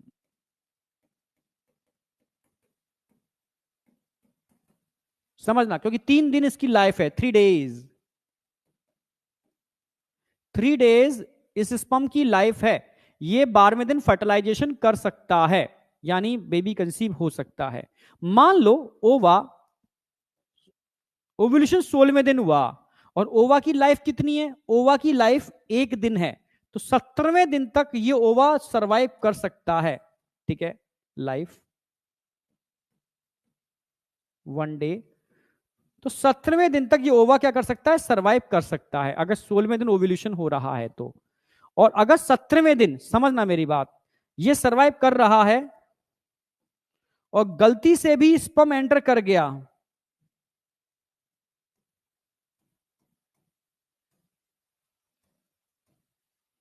तो फर्टिलाइजेशन हो जाएगा।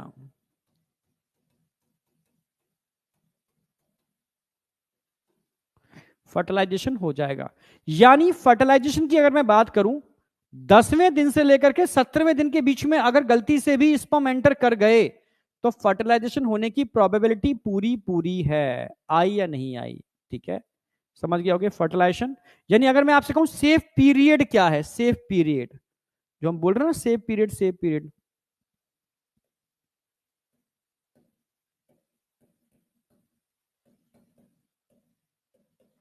Safe period before before 10th day of menstrual and after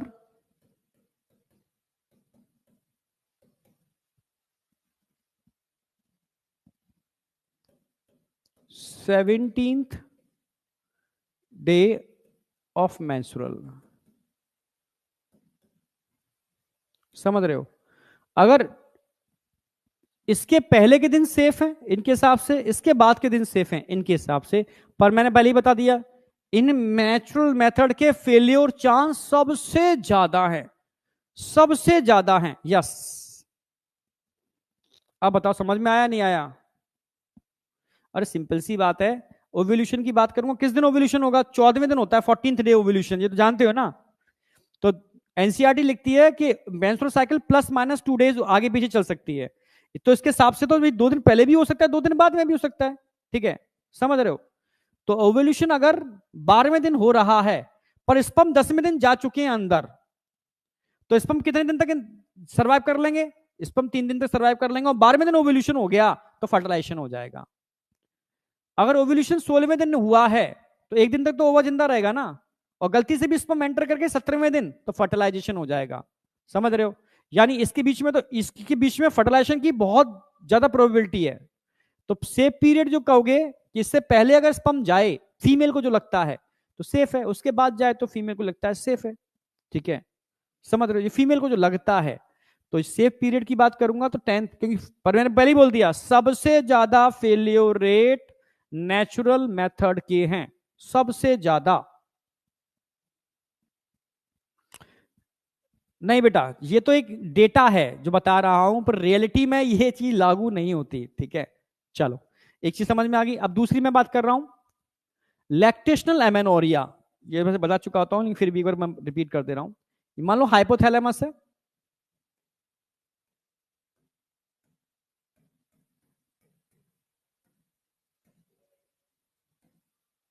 hypothalamus है, इससे पिट्यूटरी लगी होती है, पिट्यूटरी, पिट्यूटरी के एंटीरियर लोब से एक हार्मोन निकलता है during lactation period, PRL, prolactin hormone.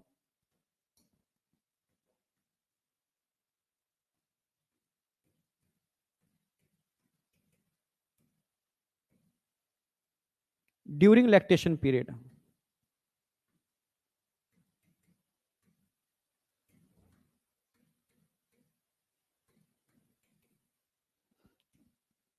Six month का टाइम होता है इसका। तो मदर के एंटीरियर पिट्यूटरी से प्रोलैक्टिन निकलता है, जो लैक्टेशन के टाइम पर निकलता है 6 मंथ के लिए। जब तक ये निकलता है, ठीक है, ये लैक्टोजेनिक हार्मोन है, lactogenic hormone, formation of milk.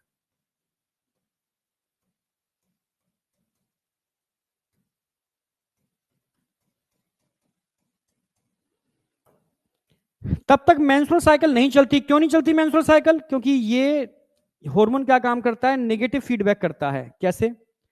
ये सीधा हाइपोथैलेमस को नेगेटिव सिग्नल भेजेगा कि भाई जीएनआरएच नहीं निकालो, ये इनहिबिट कर देगा जीएनआरएच के सीक्रेशन को।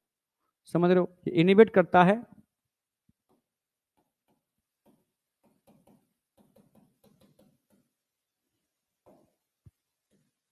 जीएनआरएच को। अगर जीएनआरएच नहीं निकलेगा, क्योंकि जीएनआरएच एंटीरियर पिट्यूटरी को स्टिमुलेट करता है क्या निकालने के लिए? LHNFSH। समझ, तब जाके मेंस्ट्रुअल साइकिल चलती है। अगर ये नहीं निकलेगा तो ये भी नहीं निकलेंगे, ये नहीं निकलेंगे तो क्या हो जाएगा? Stop menstrual.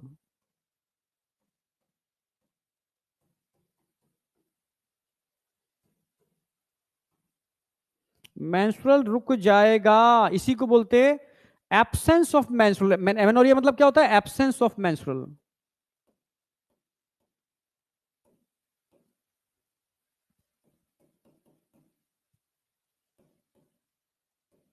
Absence of menstrual, ठीक है, during lactation period. Lactation period menstrual का रुक जाना, इसी को बोलते हैं लैक्टेशनल एमेनोरिया। ठीक है, समझ रहे हो? लैक्टेशनल एमेनोरिया, क्योंकि समझ में आ गया होगा।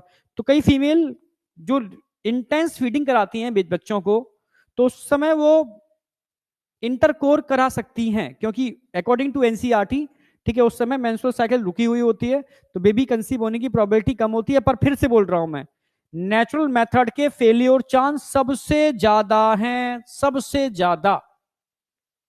अब बताओ दिव्या, क्या समझ में नहीं आया बताओ दिव्या? हाँ, सी सेशन मतलब रुक जाना, एक ही बात है। दिव्या क्या पूछना चाह रहे हो बताओ? बीएमएस।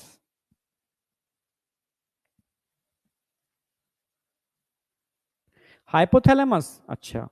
हाइपोथैलेमस तो आप जानते हो ना कि प्रोलैक्टिन हाइपोथैलेमस को इनहिबिट करता है जीएनआरएच निकालने के लिए, क्योंकि जीएनआरएच गोनाडोट्रोफिक रिलीजिंग हार्मोन तो हाइपोथैलेमस से निकलते हैं ना, जो पिट्यूटरी को स्टिमुलेट करते हैं इसको निकालने के लिए। तो ये नहीं निकलेगा तो ये भी नहीं निकलेंगे, stop menstrual, cessation of menstrual. समझ में आया दिव्या? बीएमएस। लैक्टेशन तो मैंने पढ़ाया था अभी ह्यूमन रिप्रोडक्शन में, कैसी बात कर रहे हो? पोस्टीरियर पिट्यूटरी से प्रोलैक्टिन नहीं निकलता, पोस्टीरियर पिट्यूटरी से तो ऑक्सीटोसिन और वैसोप्रेसिन निकलते हैं। चलो, फीमेल में कुछ भी नहीं होता, जब मेंस्ट्रुअल साइकिल ही नहीं चलेगी तो ओव्यूलेशन कहां से होगा?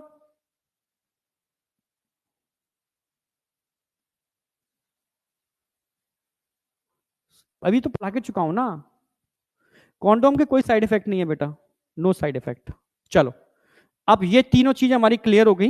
अब हम आगे बढ़ेंगे बैरियर मेथड। इस पर नीट में क्वेश्चन आया है, क्वेश्चन नीट पर यह आया है, कौन सा मेथड ऐसा है, ऑप्शन में ढूंढ के बताना था, जो एसटीडी एसटीडी और एड्स जैसी बीमारियों से बचाता है। सिर्फ लौता एक यही मेथड है जो एड्स और, ठीक है, एसटीडी से आपको प्रोटेक्ट करता है। तो कोई भी मेथड ऐसा नहीं है जो इनसे आपको बचा ले, कोई भी मेथड है ही नहीं, चाहे वो टेम्परेरी हो या परमानेंट हो, लौता एक मेथड है, इसलिए गवर्नमेंट ने उसको बहुत ज्यादा प्रमोट किया है। ठीक है, बैरियर, बैरियर का मतलब है जो आपस में गैमीट को इंटरेक्ट ही ना होने दें, ठीक है, जो प्रिवेंट करते हैं फर्टिलाइजेशन, प्रिवेंट फर्टिलाइजेशन। मैकेनिज्म पूछेगा क्या करते हैं, प्रिवेंट करते हैं फर्टिलाइजेशन। ये प्रिवेंट करते हैं किसको, फर्टिलाइजेशन को। अच्छा, यहां नहीं है, प्रिवेंट फर्टिलाइजेशन, जो फर्टिलाइजेशन को रोके, समझ रहे हो, प्रिवेंट करे, प्रिवेंट फर्टिलाइजेशन।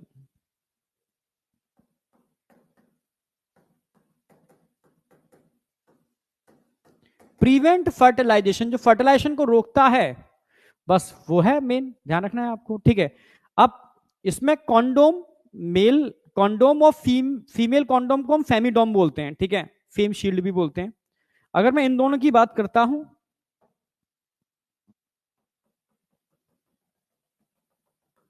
और इसकी बात करता हूं, इन दोनों की बात करते हैं, ठीक है।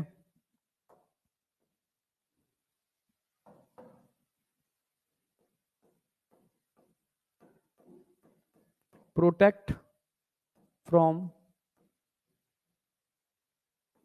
S T D and acquired immuno deficiency syndrome, AIDS. ये हमें एसटीडी और एड्स से बचा लेते हैं, दोनों के दोनों मेथड, ठीक है। कॉन्डोम और फेम शील्ड मतलब फेमिडोम या फीमेल कॉन्डोम भी बोलते हैं, ठीक है। बस उदाहरण एनसीईआरटी में डायग्राम भी दे रखा है, मेल का भी दे रखा है, फीमेल का भी दे रखा है। दो रिंग होती हैं, एक रिंग, ठीक है, जो स्मॉल वाली होती है वो क्लोज होती है और बड़ी वाली रिंग ओपन होती है। स्मॉल वाली रिंग को अंदर फीमेल सर्विक्स के ऊपर लगा लेती है, जिससे सीमन उसमें एंटर नहीं कर पाता, ठीक है। बस ऐसे ही डायफ्राम और सर्विकल कैप होते हैं, रबड़ के कैप होते हैं, इनको सर्विक्स के ऊपर लगा लिया जाता है, ठीक है। बट मैंने बताया ना ये काम नहीं करते, ये तो अब तो बंद ही हो गए हैं, ठीक है। तो इससे सीमन के एंटर करने की प्रोबेबिलिटी बहुत ज्यादा होती है, ठीक है। तो समझ में आ गया। तो सर्विकल कैप सर्विक्स पे लगाए जाते हैं, ये रीयूजेबल है, रबड़ है, गर्म करके फिर लोग यूज कर लेते हैं। डायफ्राम, वॉल्ट, ये तीनों एक जैसे ही होते हैं, ये रीयूजेबल है, जबकि ये दोनों रीयूजेबल नहीं है, इरिवर्सिबल हैं।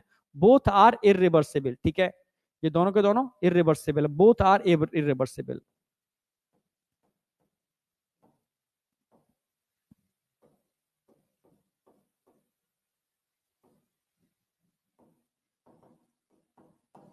बोथ आर इरिवर्सिबल, ठीक है। अब बताओ, यहां तक तो कोई डाउट होगा नहीं आपको? ड्यूलैक्स निरोध के नाम से आता है, एनसीईआरटी में नाम दे रखा है इसका, ठीक है, रबड़ का, ठीक है, स्ट्रक्चर होता है, बस एनसीईआरटी में इतना ही दे रखा है।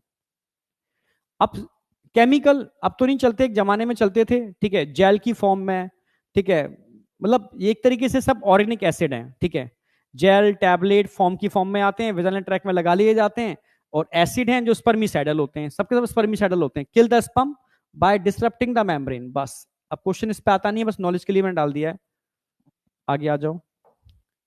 हाँ, intra uterine device, very very very very important question एक यहां से बनता है।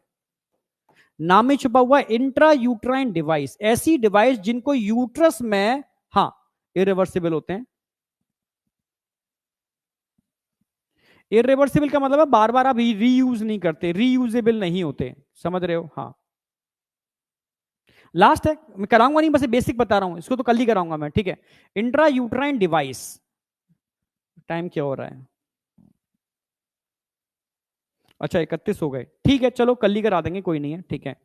तो कल मैं कराऊंगा इंट्रा यूट्राइन डिवाइस पूरा मैकेनिज्म के साथ, ठीक है। हाँ, इंट्रा यूट्राइन डिवाइस का मतलब है ऐसी डिवाइस जिनको यूट्रस के अंदर इंप्लांट किया जाता है, यूट्रस के अंदर रखा जाता है, लगाया जाता है एक स्पेशल डॉक्टर या एक्सपर्ट नर्स की हेल्प से, ठीक है।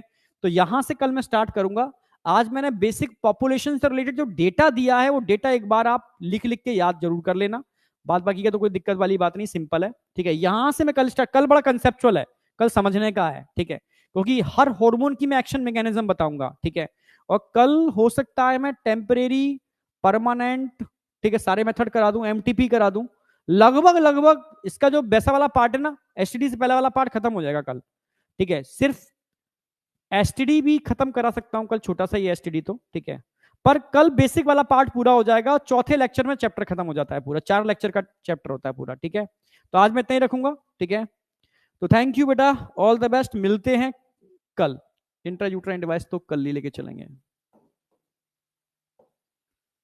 थैंक यू, ठीक है। जितना कराया उसको समझना, ठीक है, और लाइफ में यार अच्छे से डॉक्टर बनना, बस यही है, ठीक है। संडे एक्स्ट्रा क्लास ले नहीं भाई, एक्स्ट्रा नहीं ले पाएंगे संडे को, मैंने ऑलरेडी यहाँ पटना में भी एक्स्ट्रा लगा रखी है अपनी, समझ रहे हो ना, क्योंकि मैं ऑलरेडी, मेरा स्पीड तुम्हारी सही चल रही है, मैं क्यों एक्स्ट्रा लूं, क्यों तुम्हारे पर बर्डन डालूं, ठीक है। ऑलरेडी बिल्कुल सही चल रहा है तुम्हारा। सोचो अब 3 चैप्टर बचे हैं इसके बाद, अभी नवंबर चल रहा है, 3 चैप्टर बचे हैं मात्र, समझ गए ना मेरी बात? तो हड़बड़ी मत करो, थोड़ा पढ़ो, अच्छे से पढ़ो, ठीक है। संडे को मैंने ऑलरेडी ऑफलाइन में थोड़ा पीछे हो गया था, तो उसको मैं थोड़ा सा सही करने पे लगा हुआ हूँ, ठीक है। तो ऑफलाइन लेके चलते हैं, ठीक है। Okay bye, all the best, bye बेटा, बाय बाय बाय। कल क्लास नहीं होगी आपकी, ठीक है, मेरी क्लास नहीं होगी, क्योंकि मेरा यूट्यूब पर सेशन लगा हुआ है। कल भाई आ जाना, तुमसे कहूंगा तुम आते तो हो नहीं, ठीक है। यूट्यूब पर सेशन लगा हुआ है, ठीक है, एक बार लाइक जरूर कर देना, ठीक है, अपनी प्रेजेंस जरूर दिखा देना। आ जाओ तो बहुत अच्छी बात है। शाम 5 बजे होगा, ठीक है, 4 बजे अगर पढ़ाऊंगा टाइम, 5 बजे कराऊंगा, और 2.5 घंटे का सेशन होगा। पहले हार्ट पढ़ाऊंगा पूरा, ठीक है, फिर मैं ब्लड और चीजें कराऊंगा, हार्ट वाला सेक्शन पहले कराऊंगा मैं, बिल्कुल, ठीक है। ओके, एक बार लाइक जरूर कर देना, ठीक है। बाय बेटा।